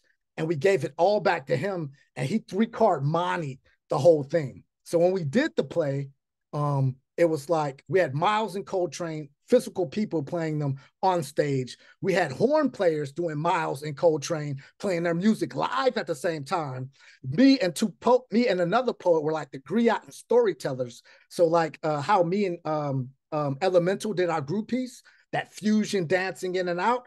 We were doing that with the actor and just smashing in and out, in and out. My wife, she was the soul singer in the background. We had, I think, Coltrane's girl, who was also coming out to do a poem. At the opening night, we had a graphic design artist do these dope Miles and Coltrane things that held from the stage. We had interpretive dancers like doing their thing for Miles and Coltrane in the back. And we had ballet dancers, the like Black ballet dancers in the United States, very few of them that were doing their thing. We pulled all the camp together, like, and put it all together to put on a show. And it was fucking dope. We took it overseas to the Fringe Festival in Scotland and we rocked the fuck out. Yeah, it was crazy. Like full band on stage the entire time. And I never knew Miles and Coltrane were on their shit like that. They were super dope. But yeah, so I feel you on Vale's joint. Yeah, man, is there a recording of the one you did? I want to see I that. have a Or you DVD, but it's in Charlotte. It's where I moved from. So it's sitting in my storage container, like all of well, my if you stuff. ever Soul get it, Leaves, you need to copy that DVD into 1,000 DVDs or just upload it onto YouTube. You can do that now too. But I'm DVD's just old gonna, school, I'm gonna but I encourage would you love to to have a DVD of it too. I'll buy a keep working DVD in player. theater. Keep working in theater. Okay. Yeah. Please. Yeah. Yeah, because Seriously. you have such strong performance and the idea of performance and how to really convey those emotions. And so if you bring that to the stage, like not only like you know you would contribute huge as you as an individual, but your energy, your power, your resonance will then filter to every performer, every writer, everyone on stage, and Right. you can bring that whole crew to the next level just by them feeding off of the amazingness that is you, Oh, CB. word. I mean, Whisper covered my poem and shut that bitch down. Yo, Like that she was that that was was crazy. crazy, bro. But yeah. I don't want to take up See, all the that's time. what I like about Mondays, man. Yeah, but that's what I like about Mondays too, is hearing like Whisper do your poem and you do Whisper's poem and like that. Like it's so cool because it really shows that the words hold up on their own and the performances hold up on their own. Yep. The You know what I mean? writing. Because you're Telling seeing you, this. it inspires me to buy everybody's books so I can have that copy on hand, right? Yes, when it's every time it's someone's chance to spit, it's not just Gustav holding the book up because he's got almost everyone's book. Right. He's always the one. Yeah, CP busted it out today with Terry. So I wish I had the money, man. I would love to buy all your books. I'm Oh gonna work yeah. on getting the Open Minds anthology published and my own. Gustav has a whole library of every Yeah, he's person got a lot. he knows Everyone. books. He's got. Yeah, he's got them all. Yeah. He's gonna sell it on eBay in 20 years. He's gonna sell the whole collection on eBay for $1 million. They're all Keep them for, in, keep them first in mint edition condition. autograph. Like, Don't get any coffee spills on it or anything. That'd be worth $1 million. He's still going, bro. He's down there still like, he's still going, bro. Word. So Thank y'all for the I really advice. love and appreciate y'all. Yeah. I really love and appreciate y'all, and I love this night was great. And I love. If you want to say anything, close out the night. Because this night was for you and for healing. Do you feel that you feel a little more healed from it? Like I'll sleep better tonight knowing that you're okay in your heart, that you're not in so much pain, because it just pains me to know that I caused you pain, And I know you want to punch me in the face, but if you can relieve a bit of my emotional pain, that would be great. I'm done with the violence. But I Yeah. would like to share another poem if that was okay that I wrote. I would absolutely love that. I guess like last year in like winter. But yeah. I guess I could share the screen again if that was okay, since I think I still have that. Yeah, you're still on co-host. You can share the screen. Okay, but like, give me a second while I delete not all my tabs, but like most of them, because I don't want y'all to judge me. Oops. Okay, so this poem is called Catwoman. You're welcome. I want to be the kind of human that is really a cat and knows it, like Eartha Kitt. Doesn't try and assimilate, just makes herself comfortable in her new skin, new fur coat, just as soft as the last, but much more to lick, to clean. Showers and bathes only when absolutely necessary. Everything I do is absolutely necessary, or else marking my territory, licking the task of my own pelt, the heights my legs reach when I clean at the base of them. Don't you wish you or your girlfriend, your boyfriend, your non-binary lover was hot, flexible, quick, reflexed like me? Don't you? I hear your thoughts, knowing my scent was worshipped sometime before. It's only a matter of time before I found my tribe again. Until then, I'll be astray. I'll purchase expensive sushi, world cuisines too many times a week with no regrets. Why would I? Regrets have no benefits, and I only do business for the benefits, or else no profit, no point. I'll be astray until I find a place I don't mind settling. I know myself. I've never been a settler. I'm a wanderer like Janae Aiko. Am I mastering it yet? Self-worth? I do not dream of labor. I dream of comfort, travel, exploration, and I love how you provide that for me. I love how the world gives that to me. The only job I've ever wanted to have was to receive the love that I know that I am and always have been. I scour magic stores for catnip, infinite lives intact. 9 is just a myth, a revelation, a lock that clicks into place. Existentialism, a nuclear weapon like an atomic bomb over the village you spent your entire life believing in. Mahi mahi for dinner, tuna straight out the can, carefully, sardines with Louisiana hot sauce, saltine, crackers soaked in sweetened condensed milk. Forget what you've heard. I don't fear water. Water fears me, also sustains me, and I'm very careful around those who fear me, careful to nurture it, learn it, love it, perhaps pounce to a different pond, slipping through the cracks, climbing beneath open spaces,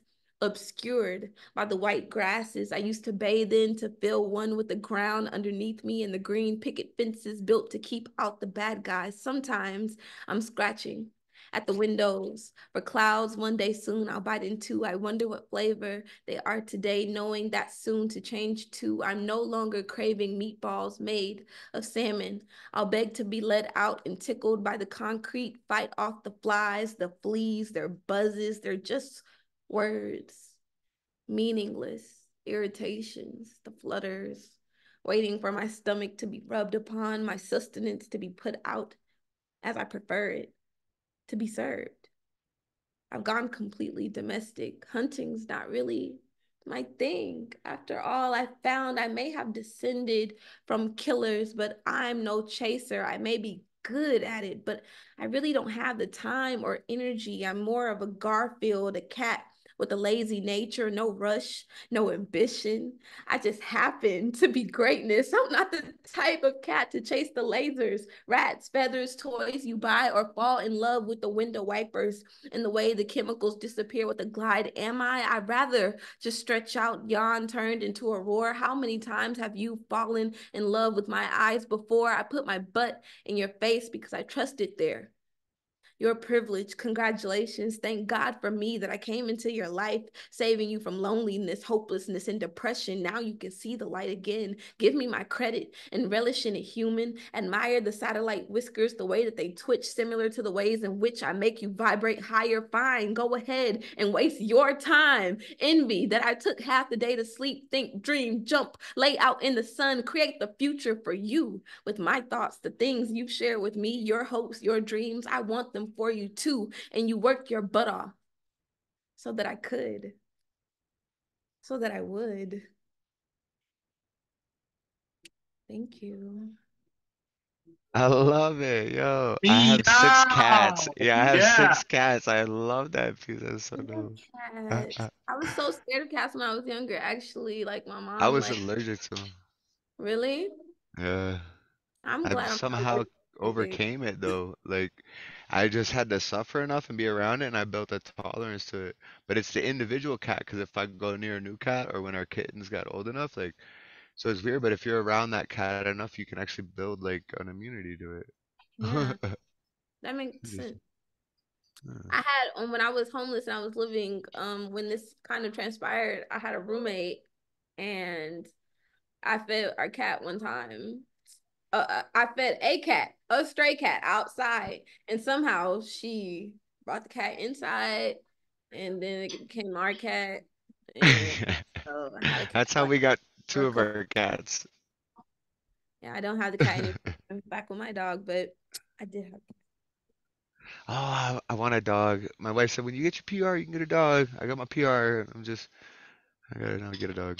What's a PR? Permanent residence. It's like the Canadian version of a green card. Oh, cool. Interesting. It's like I'm still a citizen of the United States, but I have permanent residency there. So.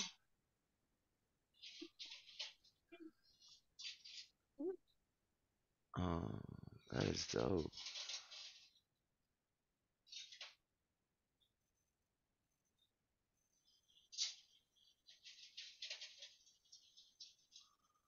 Yeah, so I also have this song. I know that's weird. Like I never share music here, but like I'm a rapper. Like and so yeah, like you be spitting?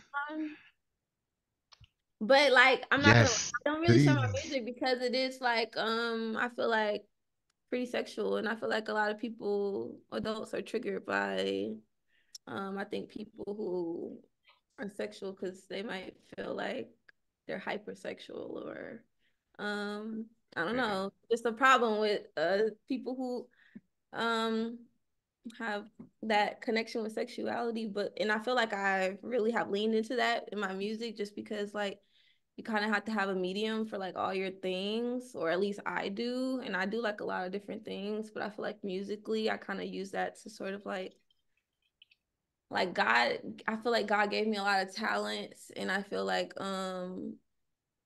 definitely I didn't come into like music like in a sense of like being humble, but it was like a thing of like me being in my journey of just being away from my mother kind of for the first time, being in college and kind of trying to like psych myself into having a voice kind of thing. Like I didn't start with going to open mics or anything. I started like eventually whenever I had like enough money, I got like some studio time and I like wrote I had a song I wrote, I made a song, I had always been wanting to sing when I was younger, but my mom was like always discouraging me to sing or perform musically. So I feel like um I feel like even the fact that I'm a poet, I feel like that's more acceptable than like you wanting to do music, because people are like less likely to believe in you type thing.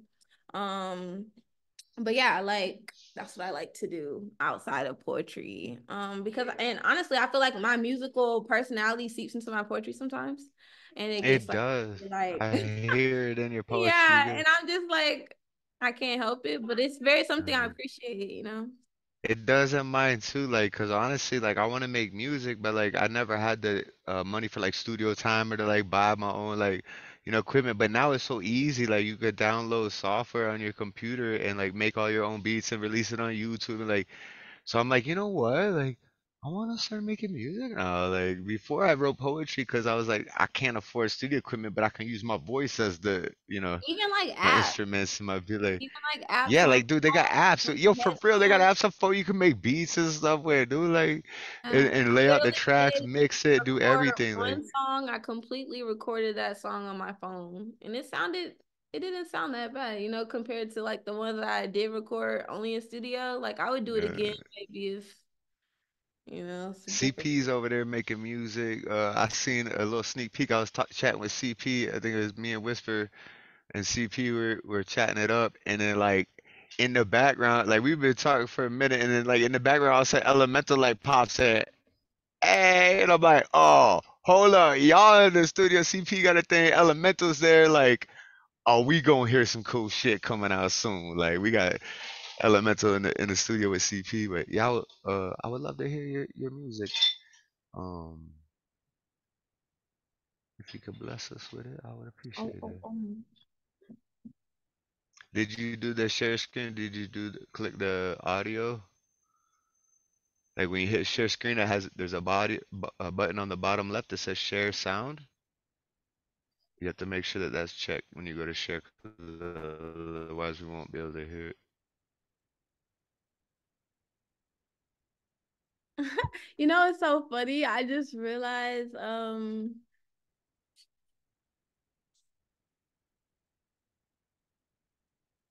so nervous. That's what I realized. Are you How Yeah, are you I nervous? feel like It's literally because there of the is.